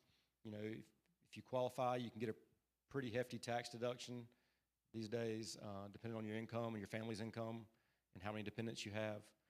So if you don't have it and you think it's too expensive, call someone, call me. Don't call the marketplace because it's miserable to talk to them. But call someone local, let them talk you through it and show you that it really may not be as bad as you think it is to get some kind of coverage, even if it's just catastrophic coverage. You don't want medical bills lingering for 30 years that you got to pay off with the hospital. So that's all I'll really say about that because we can go on and on. Life insurance, I think you hit on that earlier, maybe just covering, you know, if you buy a house and you know you're the breadwinner, your wife couldn't afford it on her own, you need to get some life insurance to make sure your family will be taken care of. If you got little kids, if you want to plan for their future a little bit, that'd be nice of you. Or if you just want bare expense coverage. It can all be very inexpensive, and I do live by the mindset that Dave Ramsey does talk about with buy term insurance and invest the difference in the term and the permanent policy because you can get a big bang for your buck with term life insurance. Let's say you can get $1 million for pretty inexpensive, and it can last 30 years, and you know by that time, hopefully, you'll be close to retirement age. And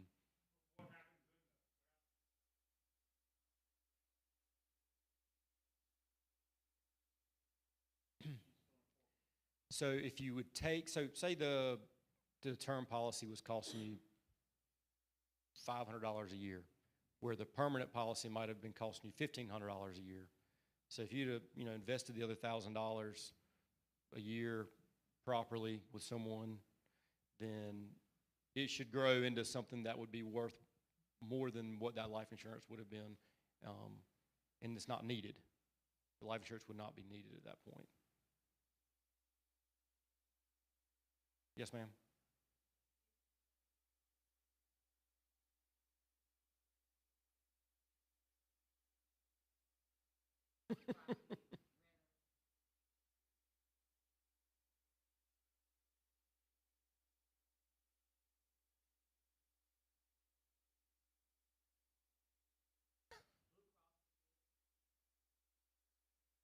So there's not one company that does it all, but if you go to like an independent agent, then they can generally handle it all for you to where it feels like it's one place to go, right?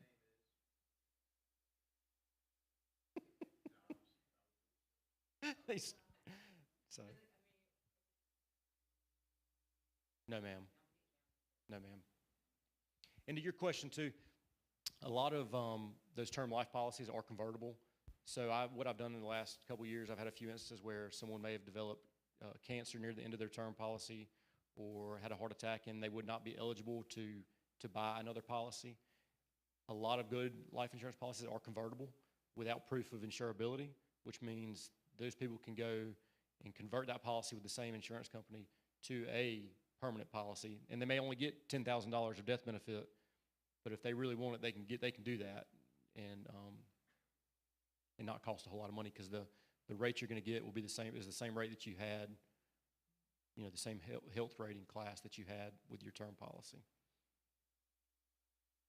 So there's an answer if you wanted to, save the term and not spend the money on the whole life or the universal life. Any shady conduct?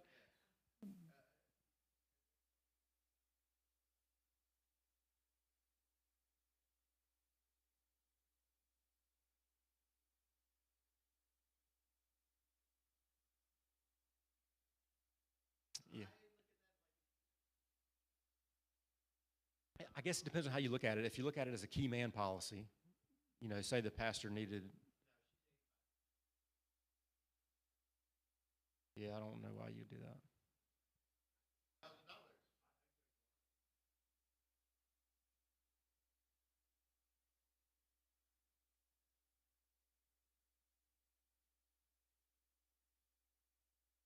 And it is not taxable. So, I mean, it's tax-free. So if that's something, say that's something she wanted to do. She wanted to give to the church. The best way to do it really is a life insurance policy.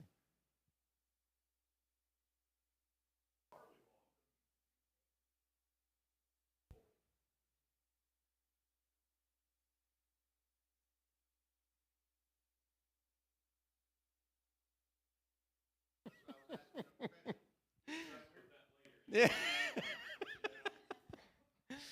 I mean, if everybody's on board, that is a good way to leave a big chunk of money to someone. Too late then. More questions at the end again, and I'm going to move on to our next speaker, Dana Lane, with taxes. I get the fun topic, right? Nobody likes to pay taxes. So like Susie said, I went to school with her, Mount Olive University. She went the nonprofit life, and I went the for-profit life. And I've been with the firm ever since I graduated. I went to Mount Olive College, now called University of Mount Olive, and it was a great way for me to do it back then. I was a mom, a husband, 3 kids. I was a restaurant manager. I went to school at night, and they had this wonderful private school tuition grant, so it was very cost effective. And unlike you, sir, I graduated with no college debt, so it was kind of great to do it that way. I think that grant's no longer existing. Sorry, it was a state grant at the time. Back then. So they gave me some topics, and I just ran with those topics. And I actually have a little outline for you. Yep, that's it. It's the nice green one. And CPAs, we plagiarize, and that's not a good college word, but we plagiarize. We gather information. We don't necessarily. We don't create new material. That's right. We don't create new material. However, I think I lucked out at the firm I worked for, that I work with. We are teachers as a firm. We do it all. Tax, bookkeeping, payroll, audit work, consultation, all that stuff. And I stand amazed sometimes when I go in and you go to do an audit and the client says, well, nobody ever told me that before. Well, if I'm doing my job and I teach you, then the next year my job's easier. So there's no reason not to teach when we go out and work, and we do it all throughout our day. I'm also known as the church lady. I do pastor's tax returns, but I'm also the one in the firm that goes out and do procedures for churches. Lots of people will call us and say, we need an audit. Well, you don't really need an audit. You need what we call an agreed upon procedure and attestation engagement. And sometimes they do. People don't want to think people will steal from a church, but people will steal from a church, and we've seen it. And I'm also known as a certified fraud examiner. So I've seen it. So just as a side note, I'm talking about churches today and individual pastors' taxes here. And I'm also strong believer in good internal controls, and even the smallest organization can have that. So I'm happy to give you some advice for free. Email me, call me, or something, or we can talk about it after. So first, on the page, understanding unique tax scenarios. And first is churches. Okay, we all know tax-exempt status. She mentioned earlier 501c3. That is an automatic exemption given to churches. However, you've got to be exclusively organized for that. People will have this good religious idea, and they go out on their own, and if they're not a formal organized church, they'll call themselves a church, but they're really not. And if they need to go out and get their own apply to be a 501c with a religious exemption. There are some rules with it. Of course, I said organized exclusively for religious purposes. You're not to benefit an individual in the church, or a member of the church should not get any type of individual benefit.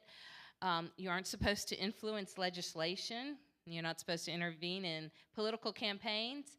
And your purposes and activities can't be illegal or violate the law. So I think you guys kind of all know those kind of things. However, one thing I realize churches don't know, tax exempt, it means you don't have to pay federal or state income tax. You have to pay all the other taxes. So I have clients call me that says, hey, this church is asking me why I'm not charging taxes on the donut. Why am I charging them taxes on the donuts? And they're arguing with me that they're tax exempt. You're tax exempt from federal income tax and state income tax. You are not tax exempt from sales tax, excise taxes, utility taxes, all those kind of taxes. And you should pay them up front. As a church organization, you do have a right to apply with the state and get sales and use tax refunds. So if you pay for those donuts and you pay the tax, you can turn around and apply and get that money back. Huh? Yes, 2%. You get the 2% food tax back too. Mm-hmm.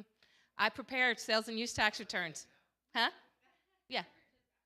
Yep, you get the 2% and you get the, what is it? Depends on the 6.75, 7.25, depending on the county. Mm-hmm. You get both. Well, you just need to make sure your math's right or it'll get rejected. But if the math's right on the return, I've never seen one not come back. Well, unfortunately, donuts prepared, and you're paying 6.75, not 2. 2 is when you go to Food Lion and you make your own donuts. So anyways, and then the other thing with tax-exempt organization, you are eligible to receive donations where the donor can take a benefit if they have enough to itemize. Okay. Of course, I mentioned this before. It's an automatic exemption as long as you are organized appropriately as a church denomination. And some churches are exempt through like a group ruling. Think of like a Salvation Army is exempt because nationwide Salvation Army is exempt. Anyway, so sometimes people still do it with the parent organization and apply that way. And I put Salvation Armies must apply for tax-exempt status, but their parent organization applied for that tax-exempt status, and they just fall under the parent organization. But think about things like Enjoy, Spoken Word Ministries, those kind of organizations are tax-exempt, but they've applied to be tax-exempted as a religious organization. Churches are just automatic. You can do some things to jeopardize that status. You know, I can't say that I've seen it in the 19 years that I've worked in public accounting, but I've never seen anybody have the IRS come in and say, we're going to take your tax-exempt status, but that doesn't mean it won't happen. You do see it in some more politically charged parts of the country. You will hear it. I do remember reading a case in Texas about a church that was in trouble for what they said from the pulpit and things like that. So keep that in mind. And I put a little link there where you can read a really good publication about jeopardizing your tax exempt. All right, if you flip the page, I got 2 pictures for you there. Contract employee versus salary, okay? And it shows you a W-2, and it shows you this new form that came out a couple years ago called a 1099 NEC, and in the past it was a 1099 miscellaneous. Now, if anybody's honest in here and wants to tell me, if you get a 1099 miscellaneous, highly unlikely you should be getting a 1099 from your church. You should be getting W-2s. And I go into more detail on that next page about it. So pastors, of course, or ministers, they're ordained, commissioned, licensed to perform their work in their church denomination. You have the authority to conduct this is all IRS, religious worship, perform ministerial duties, and administer ornaments or sacraments according to the tenets and practices of your church or denomination. That is the IRS rule. Employee or self-employed. So most ministers are employees for federal income tax and should receive a W-2 from your church. But ministers are considered self-employed for like Social Security and Medicare purposes. So you really are a dual tax status, okay?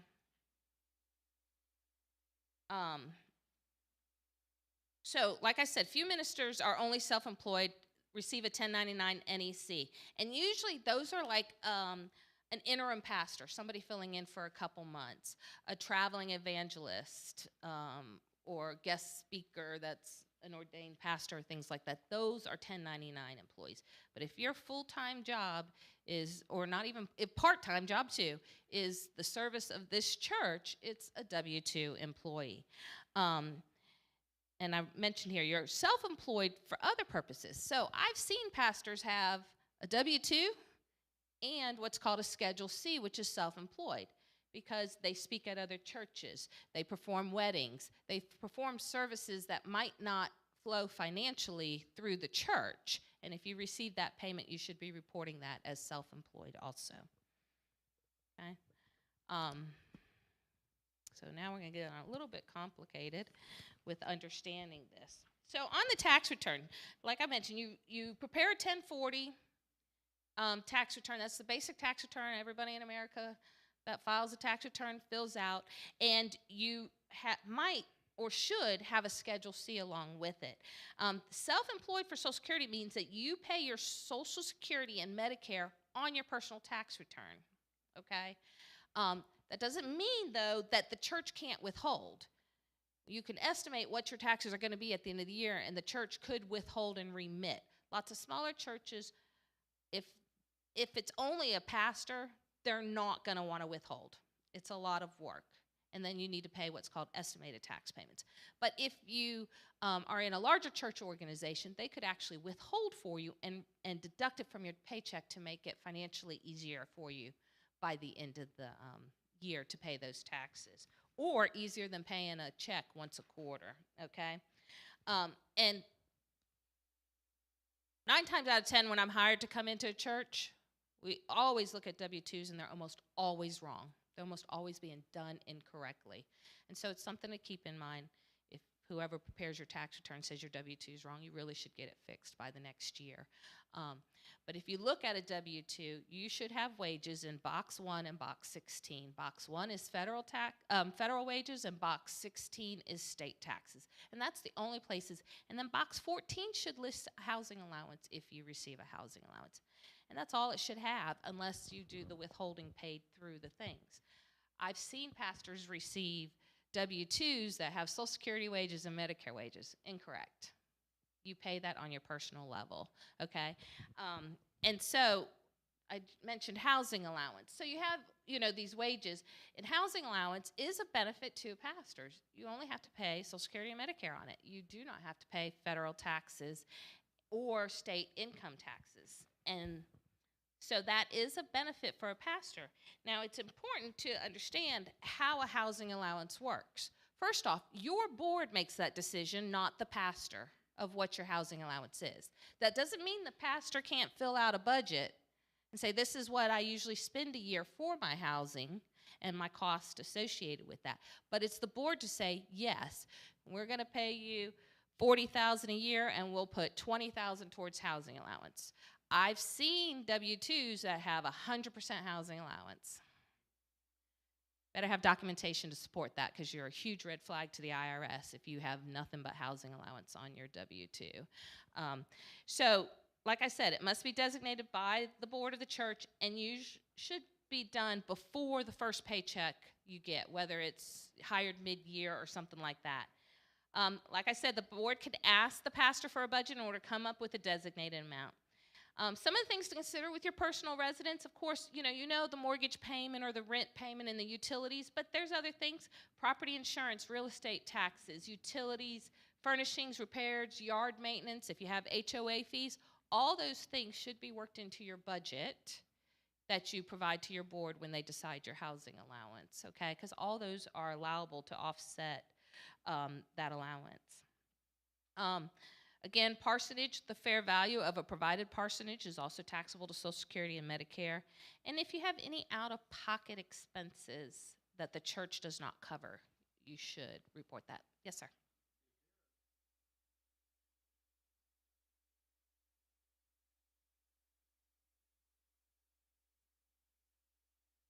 No, because I've seen a part-time pastor that might only make like $12,000 a year, and $10,000 of it's housing. That's easily explained. But you have to document that that $10,000 is what their housing costs. So no, and every situation would be different. If you're a big church and you make $75,000 or $80,000 a year, you're only going to be able to justify $20,000 or $25,000 in expenses. So you can't say, oh, well, we can put 50% to it. Flip side is, if you're in a small church or a new pastor and you're only making $25,000 a year, you could probably push more towards the housing allowance. You just need that documentation to prove, and as the board to approve it. The church I attend, the pastors get a budget form to fill out every December.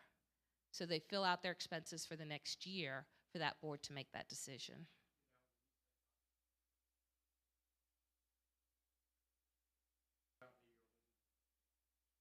Oh, you need that for your tax preparer. Yeah, for your tax preparer, but nobody's going to ask to see that, no. If you're ever audited. Yeah.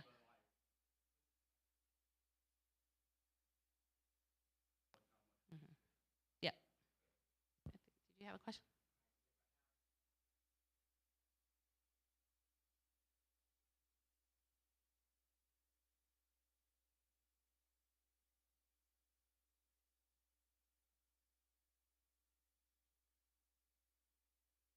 It can be used at the end of the year, yes. Mm-hmm. Yeah. But that they shouldn't revisit it. It's pretty much a decision, and you probably shouldn't revisit it. Mm-hmm.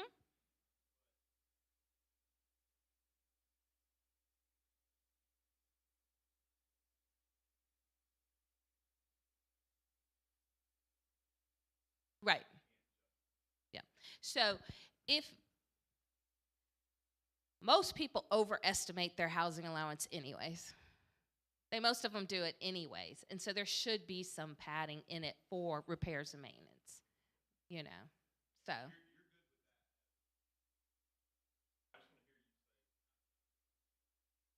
The 10%?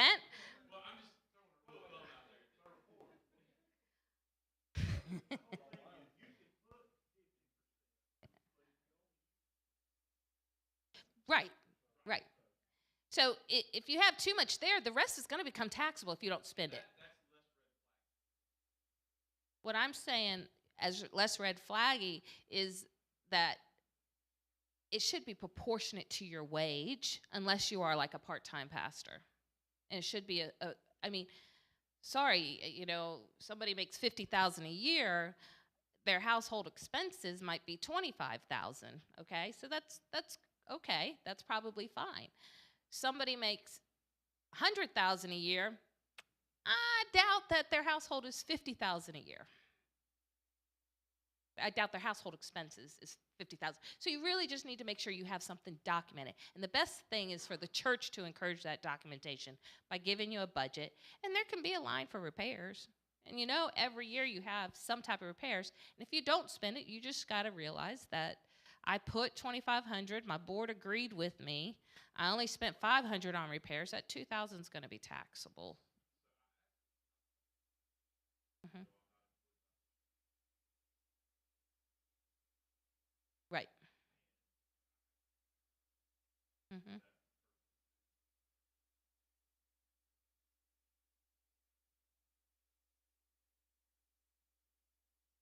Right. Yeah. And that's perfectly fine as long as it's in the ministerial role. Just because you have a minister title, you go work for my firm, we're not going to consider you a minister. Yes, ma'am.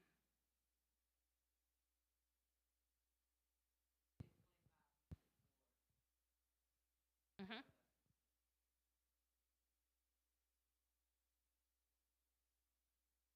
Mm-hmm.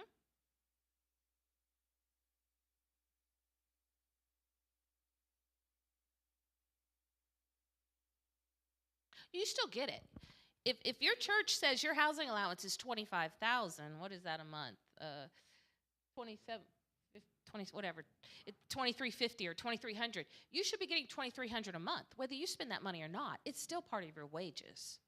It's just taxable at the end of the year on your personal income tax. If you don't spend it all to housing, it becomes taxable to federal and state taxes.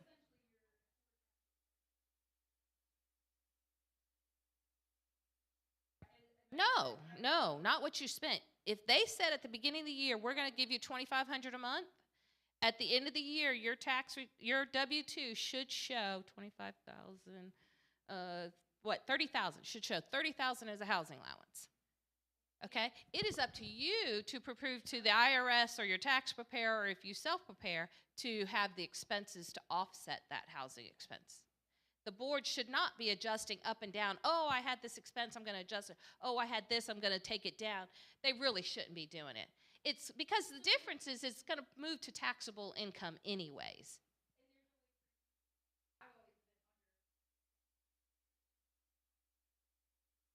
Oh, yeah, there's a very complicated clergy tax form that we have to prepare that says, oh, housing allowance was 25,000. They only spent 23,000. That 2,000 automatically moves to federal and state income taxes. Yeah.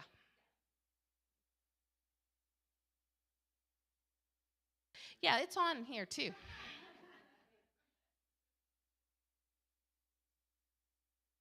No, it's a couple pages less. It's one of the subjects. So really quick, okay? They're unreimbursed. So hopefully the church pays for a lot of maybe your religious materials you might need, or maybe a travel allowance or things like that, okay? Hopefully they do that. If they don't, except for travel, unreimbursed employee expenses can reduce your taxable wages for Social Security and Medicare. For example, it used to be through what's called a Schedule A itemized deduction. You had unreimbursed business expenses. That is sunsetted. It might come back after 2025. Okay, so right now, if you pay your own mileage out of your pocket and things like that for travel, that's your expense if your church isn't reimbursing you. Okay, but if you went and bought a laptop that's primarily for your work, or you buy your own books, or maybe even some meals while you're traveling, some of those things can reduce your income and be unreimbursed business expenses, and it's just a special exemption for pastors because you can't get that as an itemized deduction anymore, okay? One of the things I would suggest, if you are not being reimbursed for mileage, okay, and that is an out-of-pocket expense, you should consider accepting less of a wage to be accountable plan with the church and get reimbursed for your mileage. Because there is no benefit on your tax return. Yes, sir? That way it would be tax-free. So my example is if you're paying for your mileage, you get no benefit for that because you're doing it in the service of your work, okay? And maybe your mileage equates to $200 a month. Well, if it was me, I'd ask my church to pay me $200 less a month and let me turn in a mileage log to get $200 because that's tax-free money. And over a course of a year, that's $2,400, if not more, if you're the senior pastor. The mileage rate right now it went up 60-something, 62 cents or 62.5 cents. It went up July 1st. So that they could reimburse you, and then you'd have anywhere from $2,500 to maybe even $5,000, $6,000 that you could reduce your taxable income. So something to think about, because I know some churches don't pay for mileage. And then, of course, I mentioned Schedule C. Only expenses that should be directly related to that service should be applied. So you can't say, well, I've been a pastor all year round and I've done this mileage. No, the mileage was in it for the church, not for that wedding you performed. So you can only take the expenses that directly allocate to that extra money.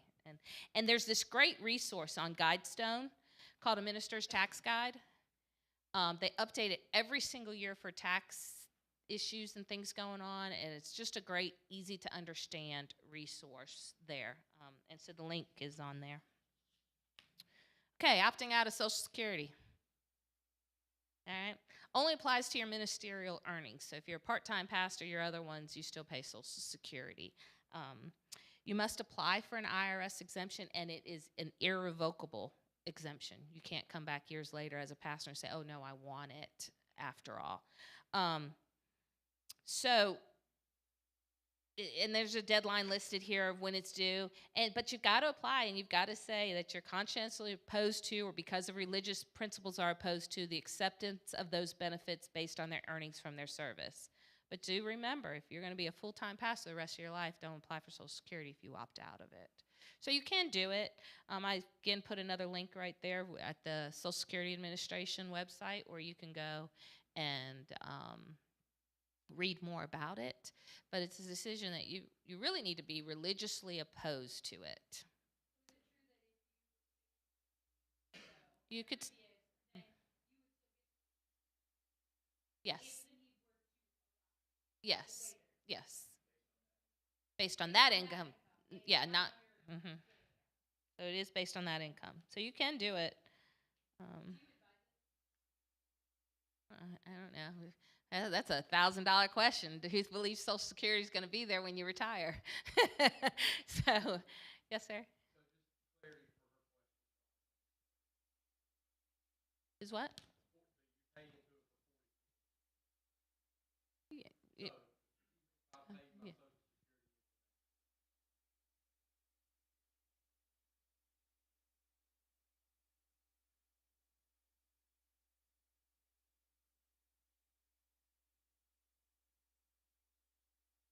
As a pastor, but it's irrevocable, and you're only going to get it on your secular wages.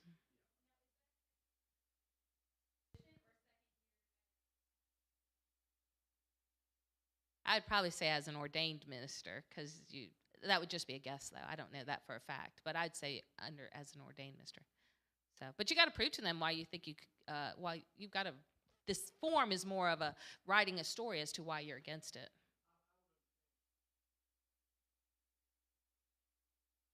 Mm-hmm.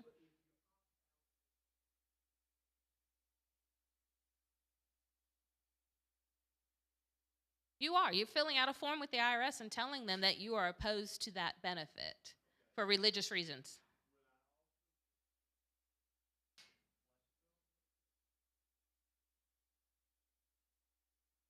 You mean when you opt out of Social Security, do you not get Medicare or Medicaid? I wouldn't know the answer. I wouldn't know the answer. I think I've seen it once in 18 years. I've seen a minister that did it, and that's it. Yeah.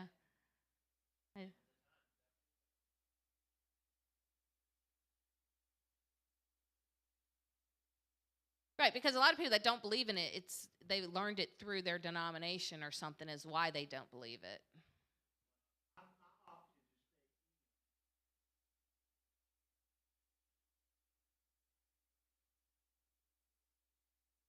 Mm-hmm. if something happened to you too. Yeah. Right. So.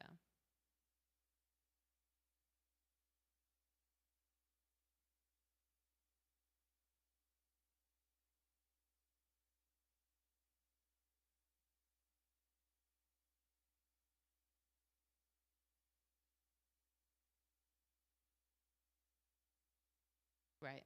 Yeah. Talk to Gaston, and you have life insurance. John, and you've been investing the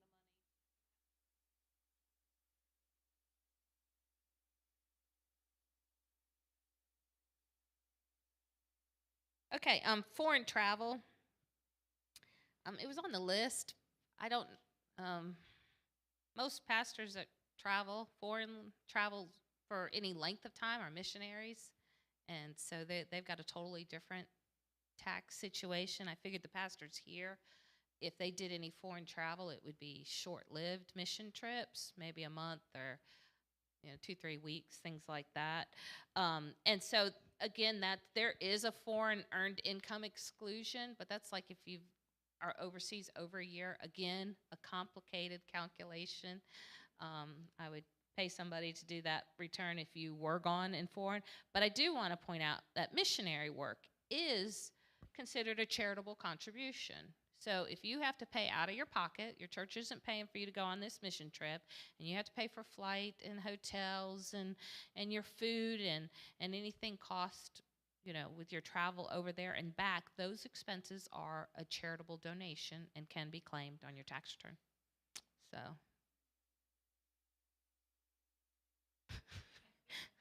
Well, yeah, because I think Mary finally joined. It's $24,000 or something like that, 24.2. I brought my little book in case somebody came up with a question and a number I didn't have. So yes, and a lot of people are not itemizing anymore. Yeah, I mean, returns are easier when they don't itemize, but itemize isn't that hard. Doesn't take that much time. But it's how the tax law is set up now. I know my church, the pastors didn't have. They don't have a mileage allowance. They can take part of their total package and designate some towards mileage and turn in and make it an accountable plan.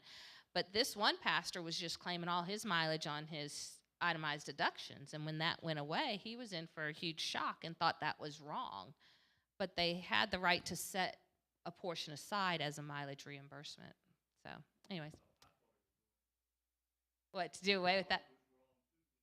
Well, my husband works from home. We have no recourse. He's now permanently from home, which I'm not going to complain. He was working out of Dunn. We save a lot of money a month in fuel, so that more than offsets my increased utilities, but I cannot claim any business employee expenses from home. So that's it. I'll be here if you have any more one-on-one questions, because people don't like, we mentioned it earlier, people don't like to talk about their money. Thank you, Dana. For the sake of time, I'm going to move right over to John so we can give him a chance to share with you about savings and investing. Well, I'm breaking a rule with you today. I don't like standing between a person and their next meal, so here I am. Okay, thank you. As Gaston and I were walking in today, we remarked to each other, can you think of a better place to be than a room full of preachers today? So what a blessing to be here. But the other thing that occurred, yeah, dangerous too, right? Well, pray for us. But the other thing that occurred to me coming in here is the assembly of people we've got. When I'm meeting with people for the first time, this is who I think you need in your life. You need a good preacher, right? You need a spiritual guide. Financially speaking, I always want to know who their CPA is. I want to know who their banker is. I want to know who helps them out with their insurance. I think they need a good attorney, estate planning attorney in their life. And I think you need a good financial planner, right? And Susie, I'm sorry you had the opening experience with a financial planner that you did, but it occurred to me today, the Lord works in mysterious ways. That bad experience to you has turned into countless blessings. I can't even put a number on the people that you and Lee have helped. You know, you said it yourself. You said, it occurred to me that day that I wanted to be a helper. So I'm thankful that you had that experience. That's a good thing. I'm a financial planner. I've been in the financial service industry since 2000. So with that said, let's talk about savings, right? Both now and later. Because, you know, life's a balancing act, isn't it? You've got to live today and take care of business today, but you've also got to prepare for tomorrow. No need to live in the past other than to learn from it and relive the good memories, but we take charge of what we can control, and that's today and our future. So, you know, just kind of start out with the basics and build upon each other, build on one another.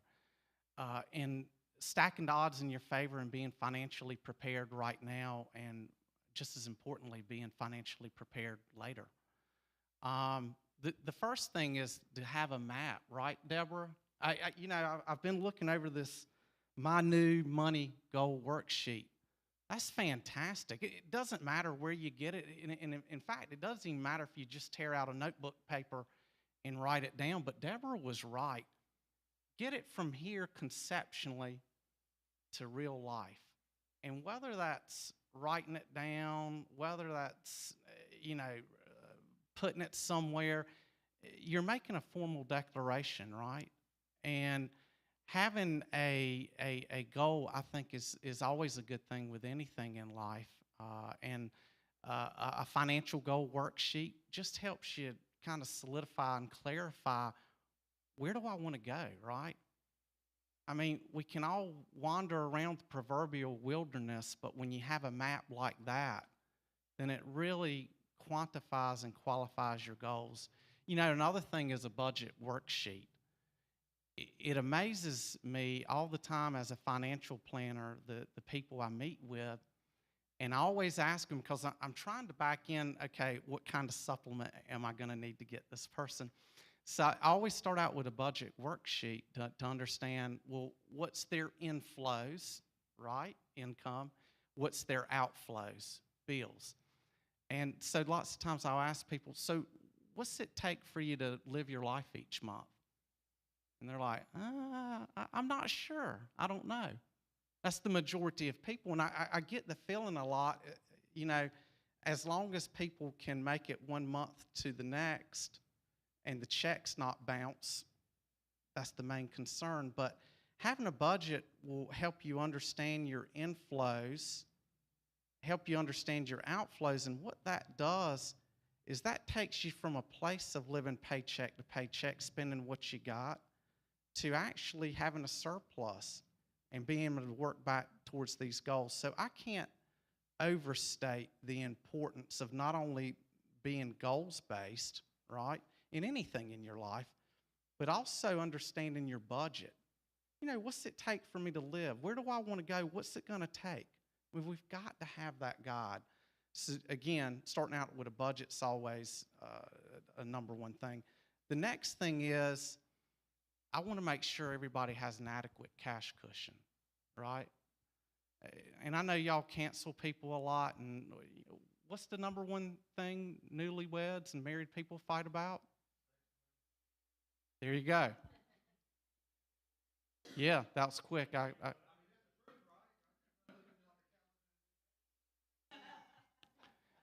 Well, what if we could take one of those off the table entirely, right?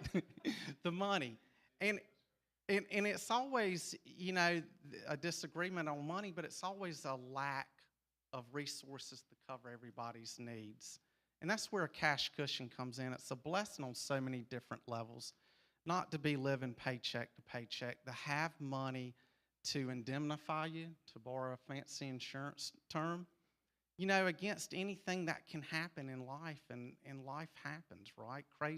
Crazy things happen. So cash cushion just helps us if the car breaks down, the AC goes out, you know, the heating unit at house goes out. And this stuff always happens in July when it's 100 degrees, right?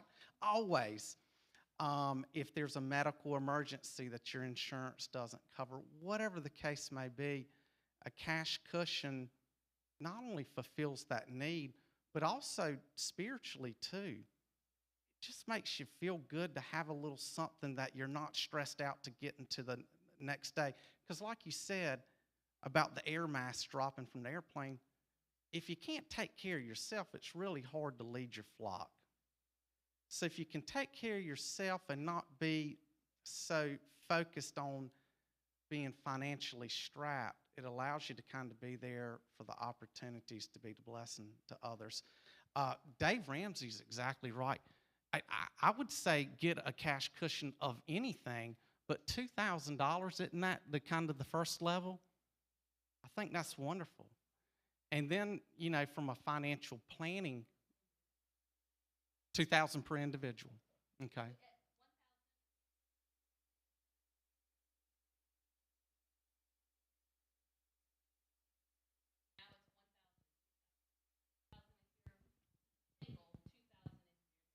Okay. So that again, first goal, just get something, and you know, on the plus side. But the next goal, Dave Ramsey, and then you know, just some financial planning rules of thumb. If you've got 2 working spouses, wouldn't it be nice to have 3 months worth of savings, 90 days? You know, if you're single, 6 months. We've all got our idea of a comfortable cash cushion. The point of the matter is to get to a place to where your soul is at peace because you've got some protection and you got a cushion. That's the ultimate objective, right? So I always, when I'm meeting with somebody, I want to know their financial team because we work for you. The other thing is, I want to know about your budget, your goals, that kind of thing, so I can know, well, what's the mission? The other thing is, before we talk about investing, before we talk about putting the money to work, I want to make sure you've got a cash cushion for all the reasons we've just talked about. Once I establish that, then we move on to the savings, right? So again, there's no better investment than yourself. And you've got to take care of business today, but you've got to take care of business tomorrow. You've got to, yeah, the Lord's going to provide and He's going to take care of us, but as Deborah said, you know, He wants us to try too, right? And so we've got to do our part. And so when you think about the today accounts, what's your checking account, right, to pay your bills? It's your savings account for those emergencies or to have that cash cushion. And then there's the tomorrow accounts, taking care of business tomorrow. So that's your savings accounts for the future. And so when you think about the 2 phases of money, for lack of a better term, in our industry, it's the accumulation phase and the distribution phase. So the accumulation phase is we're all in our working years, or most of us, right? We're accumulating, we're taking care of business, we're earning money from whatever it is we do, we're paying our bills, and hopefully we're putting some money back for tomorrow. That's accumulating, right? The accumulation phase. Well, one day we're going to be called, or we're going to want to ride out into the sunset, right? We're going to want to retire. And the way you do that is you've got to replace your work or your pre-retirement income streams with post-retirement income streams. I mean, that's how people retire, right? They cobble different resources together in retirement. They quit getting a paycheck from their work, their income, and they have their other income streams. So let's unpack that for a minute. What are those income streams? What can we put together to replace our pre-retirement income, the income from our job? So in retirement, what that looks like is, I'll just start with the big ones and wind down. Social Security, right? That's the big income stream for a lot of people. It's an income stream that can start as early as 62. If you're born between 43 and 60, somewhere between 66 and 67 is your full retirement age. And if you were born 1960 or thereafter, your full retirement age is 67. So you can get early payout under your full retirement age beginning at 62. You're going to get a haircut, right? I don't think they send the statements out anymore, Dana. Yep, but you can log into ssa.gov, and if you answer 5 really tricky questions about your history 20 years ago, you'll be able to get access to your Social Security's record. They're going to give you 3 numbers. 62, here's what we'll pay you. 62, early Social Security. 66 or 67, whatever your birth date is, and full retirement age, and then 70. Now, keep in mind the amount Social Security accrues monthly, so each month you take it early, that's going to be a pay cut. Each month you wait later than your full retirement age up to 70, that's a pay increase. The rough math is if you take it earlier than your full retirement age, if you take it at 62, you're going to lose about 25 to 30% of your benefit. 66, 67, full retirement. Each year you wait until 70, it's an 8% increase. So if you wait till age 70, you get 132% of your benefit. I go through that because, again, Social Security, it's a big decision, right? I mean, it's a major source of retirement income. It's not tied to the market, and unless you're a doomsdayer, and I know there's a lot to be concerned with, I mean, it's a guaranteed income stream. I do think they'll have to adjust it over the long term, continue to increase the full retirement age and maybe cut benefits, but I'm a believer that Social Security will be there in some form or fashion. But for everybody in this room, I think it's something that's going to impact you if you choose to take it from a retirement income standpoint. You need to be talking to your CPA, your banker, and your financial planner when you get to that stage as far as, you know, your Social Security stream and when you take it. Other sources of income streams in retirement, pensions. So I know ministers do have a pension opportunity in some denominations. I'm married to a school teacher, and although she assures me that's her money and not mine, she's got a pension. A lot of companies, you know, our parents and grandparents, you know, you worked the same place 30 years, you got a pension, Social Security, and the gold watch, and you rode out into retirement, right? It doesn't happen anymore. Companies don't want to be on the hook for your lifetime retirement income, which is why you've seen companies back away. For the most part, it's expensive to fund pensions. So normally or predominantly where you see pension income is in federal, state government, sometimes, you know, ministerial opportunities, nonprofits. But, you know, again, as far as retirement income, Social Security, pension, if you're lucky enough to have it, rental income if you own any real estate or something. And then the thing that you can have the biggest impact, savings, right? Your retirement savings. So again, cobbling all of this together, putting it all together in retirement, you get to retirement, you've got your yes, sir.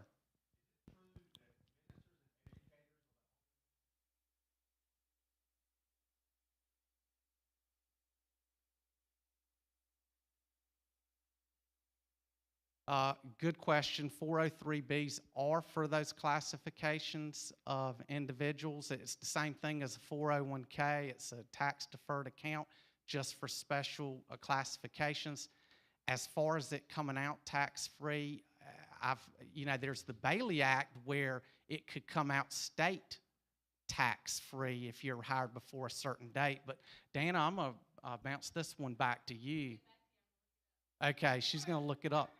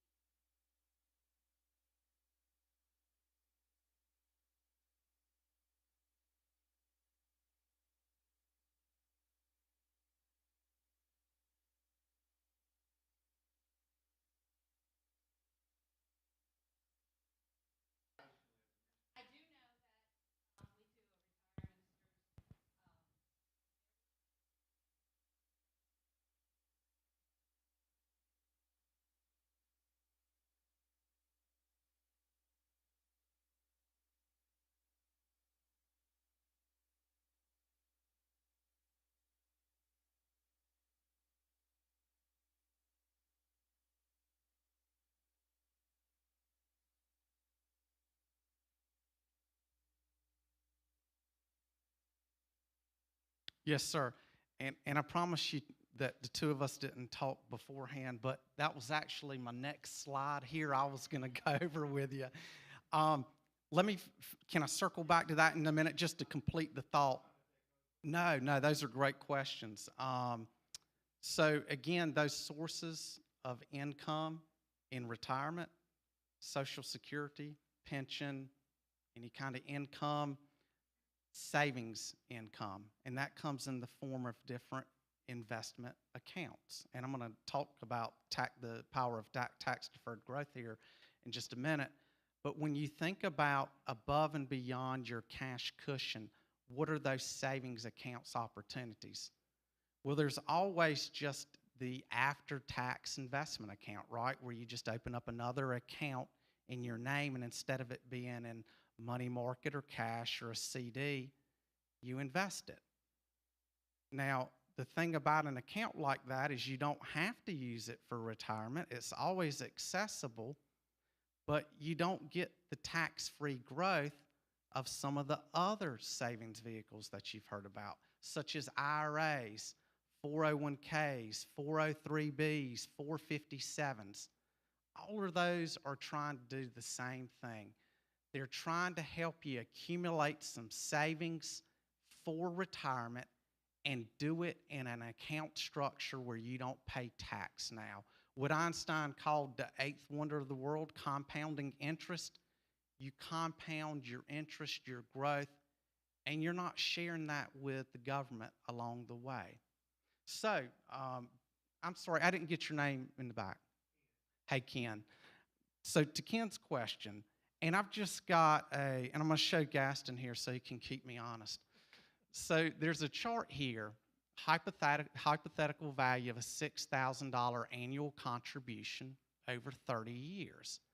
And it actually compares it to investing in a regular taxable account as opposed to a retirement account. So if you invest $6,000 a year and you make a hypothetical return of 6%, after 10 years in the taxable account, it's grown to $77,000. In the tax shelter, it's grown to $83,000. After 20 years, that $6,000 annual investment at 6% in the tax shelter has grown to $233 as opposed to $198 in the taxable account. Because remember, in the taxable account, you're having to pay taxes each year, right? You're having to split those earnings and taxes. Dan, I'm very unpopular come January and February each year when I have to send those 1099s out, yes. So for my clients who invest in me in their taxable accounts, I've got to send their CPAs the document that says, here's what they earned, so, here's your cut, right? Be sure and claim this on your tax return. With a tax shelter, IRA, 401k, simple IRA, 457, 403b, you're putting in some cases before tax, it's growing tax-free. So the money you're putting in before tax, you don't claim it on your tax return. So if you make 50 and you put 5 into an IRA, you're taxed on 45, right? Sweet deal. It grows tax-free. Now, they typically will get their, due at some point, right? So with any of those traditional savings accounts, you get the tax break up front. It grows tax-free. When you take it out in retirement, that's when it's taxed at ordinary income, W-2 income, unless there's a special exception. And the theory behind that is, well, we were taxing them on their workplace their workplace income while they were working. In retirement, these are their income streams, so we're going to get our tax on those income streams. The government knows that Social Security can't foot the bill in retirement. Social Security was never, ever meant to pay 100% of someone's retirement. That's why they incentivize individuals to save in retirement plans. That's why they're saying to you, hey, we're going to let you put into this retirement account, claim the deduction, and not mess with you until you get to retirement. Because they know that you need to help yourself. You need to invest in yourself. And that's going to be a source of income for you, right? And just to finish this graph, because obviously as the years go by, and to your point, the sooner you start, the better, right? That's the power of compounding. And you throw in the earlier you start and you get that tax break, you put monies in savings, you leverage the tax-free growth, you leverage the power of investing in the market, and all those things come together for a perfect storm for growth. After 30 years, that $6,000 investment at 6%, it's grown to $500,000 in the IRA or the simple or SEP or 401k. There's different vehicles out there, and it really depends on how much you want to save and how complicated you want it to be. But the fact of the matter is just start saving, right? Start investing. And if you do have access to an IRA, right, that's kind of the starting point. You can put in, if you're under 50, $6,000 a year, and they've been indexing it. If you're over 50, they'll let you do what's called a catch-up. So you can put a total of $7,000 in and possibly deduct it. The next step is something along the lines of a workplace retirement plan. And I'm throwing these out there for you because depending on your structure in your church, you might have access to different vehicles, right? So the next one would be a simple IRA. That's just an IRA for the workplace. You can defer or put up to $14,000 of your own money if you're under 50, an additional $3,000 if you're over 50, for a total of $17,000, plus get a match from the church. That's a workplace retirement plan. Typically not very paperwork intensive, but it is a workplace retirement plan geared to a workplace with 100 employees or less. And then you start getting into 401ks, 457s, 403bs, all for different people, but the concept's the same. It allows you to defer more money. They are governed by ERISA, so you're going to have more rules, regulations, more administrative cost, but with that, you'll be able to save even more money. So under age 50, it's $20,500. 50 or more, it's an extra $6,500. So you can put back $27,000 of your own money, plus potentially get what's called a match from the company. And then there's, again, the 403bs, the 457s. All of those are workplace retirement plans. When you think about, again, we were talking about the two phases of money, the accumulation phase. Hey, I got to take care of business today, got to save for tomorrow. Retirement, distribution phase, putting together those income streams. Social Security, right? Pension, savings. For me, it's going to be, since Heather's pension's off limits, Gaston, it's going to be my 401k and whatever Social Security I get. So I'm doing all I can to, save, because again, there's no better investment for yourself. Life's a balancing act. You've got to live today, but you got to prepare for tomorrow. And I would say this to anybody. One of the questions I get when I go on my 401k days is, well, what do I start with? And I always just say start, right? I'll tell you a personal story for just a moment. And I tell my 401k folks this. The first year I was hired by my company, they do a 6% match. And I thought, man, what a sweet deal. But I was in an apartment. My wife was pregnant with a baby on the way. And I thought to myself, and this is when I felt a little bit more bulletproof. It's amazing how after you get after 50, you start not thinking you're bulletproof. But anyway, I was like, I can't worry about tomorrow. I got too much to deal with today. That's crazy. I'm never going to get to retirement. And the thing is, you realize the older you get, the faster time goes by, right? And you do get to that age if you're blessed enough and the Lord sees fit. But anyway, that first year, even though I was leaving 6% on the table, I felt like I just had too much on me. Well, that second year, I thought to myself, John, you big dummy. You got to do something to prepare for tomorrow. You're not doing what you're supposed to be doing for you and your family if you don't have an eye on the future. I started with 1%. That's what I did.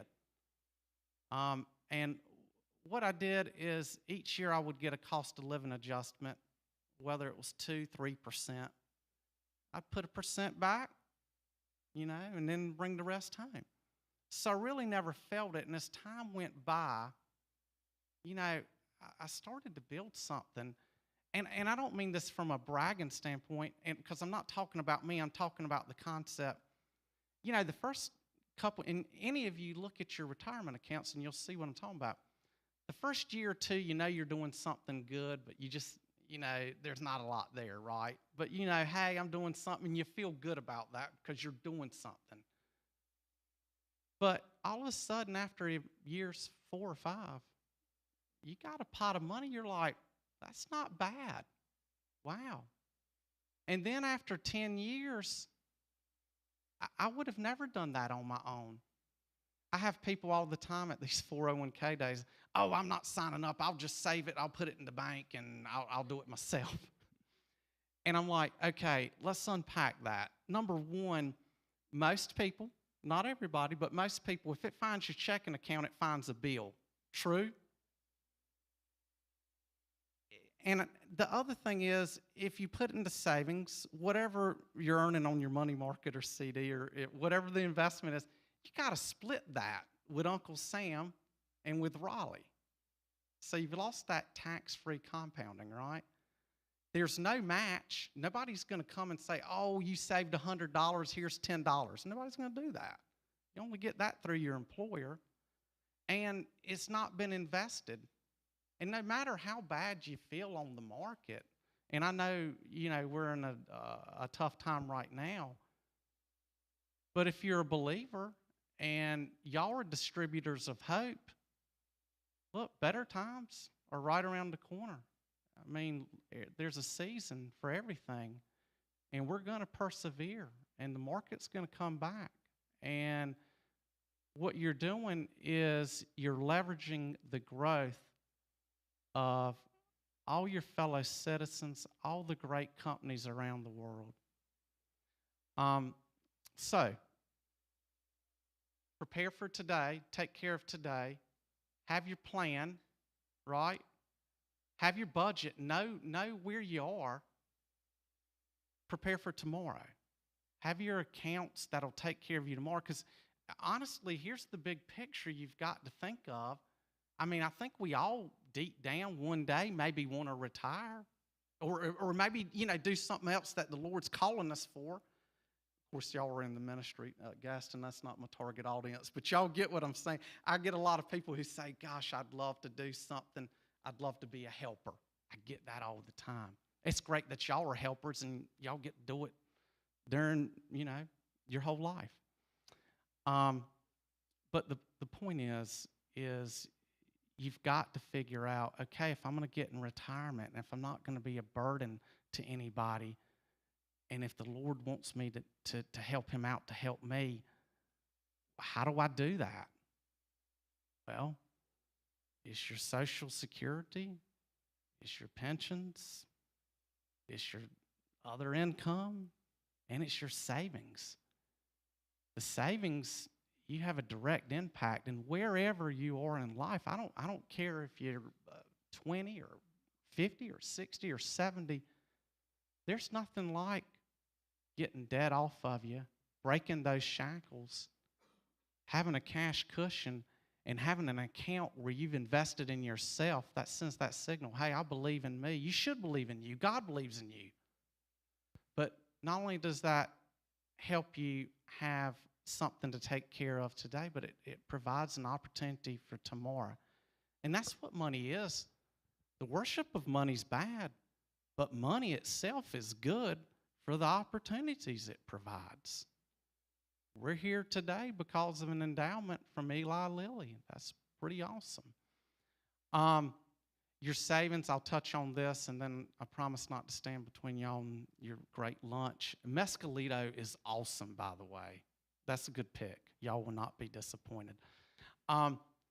Lots of times, and Dana and Deborah may want to jump in on this because I know they've got their thoughts, but you talk about, well, what kind of distribution rate should I expect from my savings, right? John, what if I save up 100,000 or 200,000 or 500,000, whatever the number is? What does that translate into from an income perspective? Well, I treat my clients like endowments. We're here because of the Eli Lilly endowment. Most endowments will pay somewhere between 3.5 and 5% of the principal. And the reason they do that is because they want to provide for today's ministries and opportunities, but they want to provide for tomorrow's ministries and opportunities. And yeah, you could save up 100 grand and live like a king for 2 years by taking 50,000 out, but then you're out of money, right? So you want a sustainable distribution rate, something that will supplement today's needs, but man, I'm hoping to be around a long time and I need this to last. There's a lot of research out there. If you kind of, just want a generalization, 3.5 to 5% distribution rate.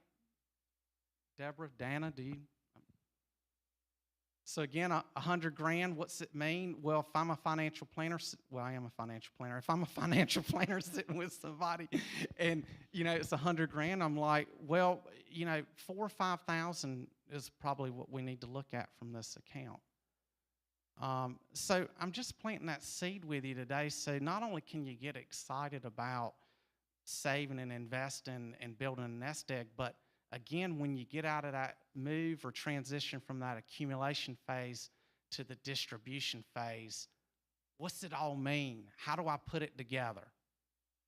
Social Security, pension, other income, savings. Now you know a sustainable distribution rate from your savings, and you can start backing in, right, to a successful retirement. Some other things just to stack the odds in your favor. If you can make it to your full retirement age, that would be great because it impacts you and your spouse if you're married, right? If you can get to 65, Gaston is a great insurance person. I can vouch for him because he's my insurance dude. But medical insurance it's expensive, isn't it? I mean, really, if you work for a big company or you own your own practice, I mean, sometimes you can get discounts, but it's typically really expensive. Well, 65 is a key date. That's when Medicare kicks in. So the government can start helping you fill that bill, right? Again, when you get to retirement, or even before retirement, but it's about maximizing inflows, cash in, and minimizing outflows, bills. So if you can get that medical expense off of you, let your Social Security income continue to build. Debt, I tell all my clients, have your home paid off if you can by retirement. It's most people's largest expense, right? So if you can, again, minimize those outflows, maximize those inflows, getting the sick for Medicare, getting almost retirement. Most people take it at 62 because they don't have a choice. They didn't plan and prepare. They didn't have the conversations like we're having today. The guy who hired me 22 years ago, one of our first conversations, he said, son, let me tell you, people spend more time each year planning their vacation than they do talking about their finances. And that's always stuck with me. So I tried to have the conversations as much as I can with as many people as I can. That's my ministry, right? I mean, we can all find a ministry in something we do as long as we're loving, helping other people. So there's a few handouts that are in your packet. One's a nice backup to Deborah's, or just accentuates what she was saying, her good message. That income planning worksheet, that worksheet, you'll notice 2 columns. And what I like about this 2-pager is it covers a lot of territory in 2 pages. One, it gets you thinking about your expenses currently, but it also gets you thinking about your expenses in retirement, right? What expenses am I going to retire when I retire? What expenses am I going to pick up? And it actually gets all the categories. It thinks of stuff I would have never thought of, like, what is that, pet grooming fees and tithing, right? You know, things like that. Well, I would have thought about that. I wasn't telling on myself. But, you know, there's some other expenses you'll see in there. Lawn care gets you thinking about what you're paying Gaston for your, you know, insurance. All those things so that you can clarify, not only have your financial goals planned, but have your budget worksheet. I don't call it that because people get all defensive when you ask them to prepare a budget. You know, income planning worksheet. The next page gets you thinking about your inflows, right?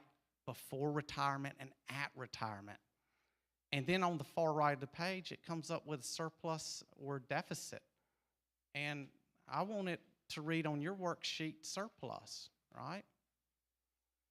The next 2 handouts are just the retirement account options that you have. I just included those because you can go back and share them with your boards and determine what's right for you. And then the last one is, I'm not practicing law without a license, so don't get me wrong, but I did think it was important because I look at your financial life holistically, right?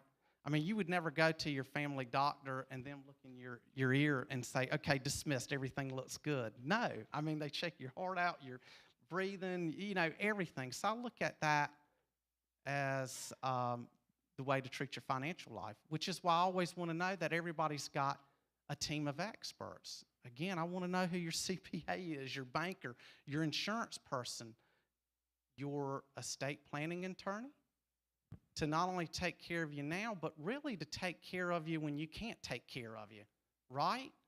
I mean, we're all doing stuff because we want to please God and live the right life, but we're also working hard for our families. And I don't think it's anybody's mission to check out of here and not leave their family in a good spot. I mean, you don't want them grieving you and financially ruined, which is why you need to be working with folks like this. But the other thing is that 5 important estate planning documents. Go see a good estate planning attorney. I just included this because it makes you a little aware and a little bit dangerous with the you know, most important planning documents. Will, you know, hey, if something happens to me, who gets my stuff? Durable power of attorney and healthcare power of attorney, you know, who can act and make decisions for me. Living will, keep me plugged in or pull the plug, right? You take those tough decisions off your loved ones who are going through a real tough time. Revocable living trust, you may need it, you may not. But again, everybody needs to see an estate planning attorney, in my opinion, for their will and to make sure that their loved ones are covered after they're not here to cover them. Yes, ma'am. Yes.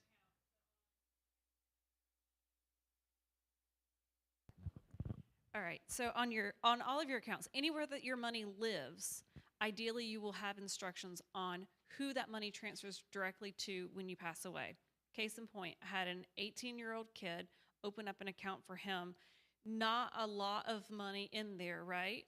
But he tragically had passed away. I did a great job when I opened his account. Toot, toot. I told him, listen, kid, I know you're young and you're going to live forever, and I hope that you do, but just in case you don't, I recommend that you put instructions on this account. That way, if something were to happen to you and you were to leave this earth, whoever you name would be able to come here with their ID and your death certificate, and we would give them a cashier's check for whatever you have in here. Turned out, before he was 20, he passed away. His parents had planned a cremation, didn't have the money, didn't have life insurance or anything like that. He had earned enough money and had enough money in his checking account for the cremation. So he was able to pay for his own expenses Because he had named his mom as the beneficiary of his account, she just needed the death certificate from the funeral home. She came in, we gave her a cashier's check, and she cashed it at the teller line and went to the funeral home. For families, there's a lot of times we see couples who bank separately. That's totally fine. We always will recommend that you name a beneficiary. Even married couples or couples in general or joint owners on an account, you can still name beneficiaries in case you both pass at the same time. We ran into that during COVID. We would have spouses who would pass away within days of each other. And then the children were coming into the bank. And they said, well, we know that they were joint, can we get this money? Because they all of a sudden had the household bills that hadn't been paid for a month because they were in ICU. And all of this was going on. They could not handle business because they could not access the funds. And then maybe there was a will. Maybe there wasn't a will. Either way, it had to go through probate. So then an estate was open, and it's the whole thing. And probate is public. It costs a lot of money. It can take a while. Wills can be contested. So, we always recommend, and especially investment accounts, if you're working with an advisor, they're going to tell you, okay, who do you want to name as beneficiary? And they'll have first in line, second in line. But on your checking, your savings for yourself, talk to your family members, talk to your friends. This is something we have started for myself with my team that I work with. We're actually calling our clients. We're doing beneficiary reviews. And we're calling folks, we're saying, you don't have beneficiaries named on your accounts. Here are the pitfalls of that. So that's, again, identifying a financial need that you don't even know exists, and then offering the solution for it, remedying the situation. Oh, 403B. I did misspeak. 403B still can be created. The state of North Carolina is ending their 403B program, and that's where that stuck in my head. 403B is an example that's in here, as a housing allowance can be distributed, can be designated for retired ministers in a minister's 403B program. But that's just, again, people like to say tax-free and stuff like that. So that portion of it could go tax-free. Usually the board, I Googled while he was talking, sorry, John, but usually the board of the board of that group, that denomination or something, will vote what the housing allowance is. I don't think it works quite the same way where they say, we'll give you, where you fill out a form and you tell them what the housing, I think they decide it. But that's just speculation from the one Google I made. And I would say that I doubt it, it's limited just to 403B. If a church had a 401k, I would guess it's the same. The only designation with 403B is religious, educational, and charitable. So a for-profit business can't have a 403B, but a nonprofit can have a 401k. So I would imagine it's the same with 401k, but don't hold me to that. We want to be respectful of your time. I know that you were planning to go to lunch around 12 o'clock. We did plan a Q&A time, but I do, unless there are any pressing questions that you all want to ask our panel now, we do have provided in your packet their contact information. These are fabulous teachers, and their doors are open to each and every one of you if you have individual questions that you want to talk over with them and get those answered. Please do that. Lee and I have been so pleased that Dustin turned to us with this and entrusted us to bring some good information to you. We hope that you have found it helpful. I'm also grateful to each of our panel members here who spent their time this morning to come out and answer questions to you. Lee, did you want to talk about the resources that you put together? Okay, also in your packet, there's a sheet that has resources. These are just some resources that our speakers provided, and then some things that are kind of my go-to. One of my favorite go-tos is the CFPB. They have all kinds of forms and worksheets and information and questions. There is a website in there if you want to check your credit report, where you can do that free of charge as well. So good resources, but one in particular I wanted to point out to you. I found this on a great site when I was doing research for what we wanted this to look like. There is the Lewis Center for Clergy. I think it's just the Lewis Center for Clergy, but they have a section on personal finance, and I found this great resource from the American Consumer Credit Counseling. It's a personal financial workbook.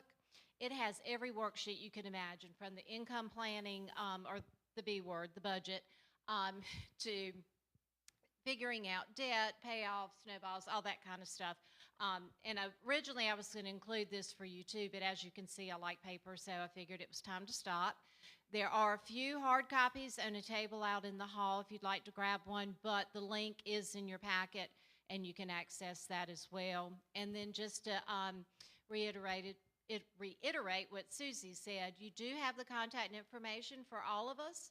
So with any questions or comments or anything that you would like to address, please feel free to reach out to us. We will be glad to carry that conversation on. And thank you very much for having us.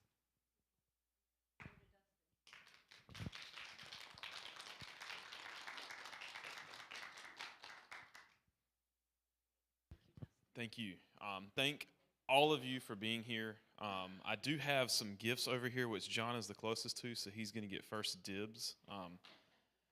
You can pick out if there's something that tickles your fancy, or if not, just let me know. I've got plenty more at my office. I just have not been at my office this week to pick anything up.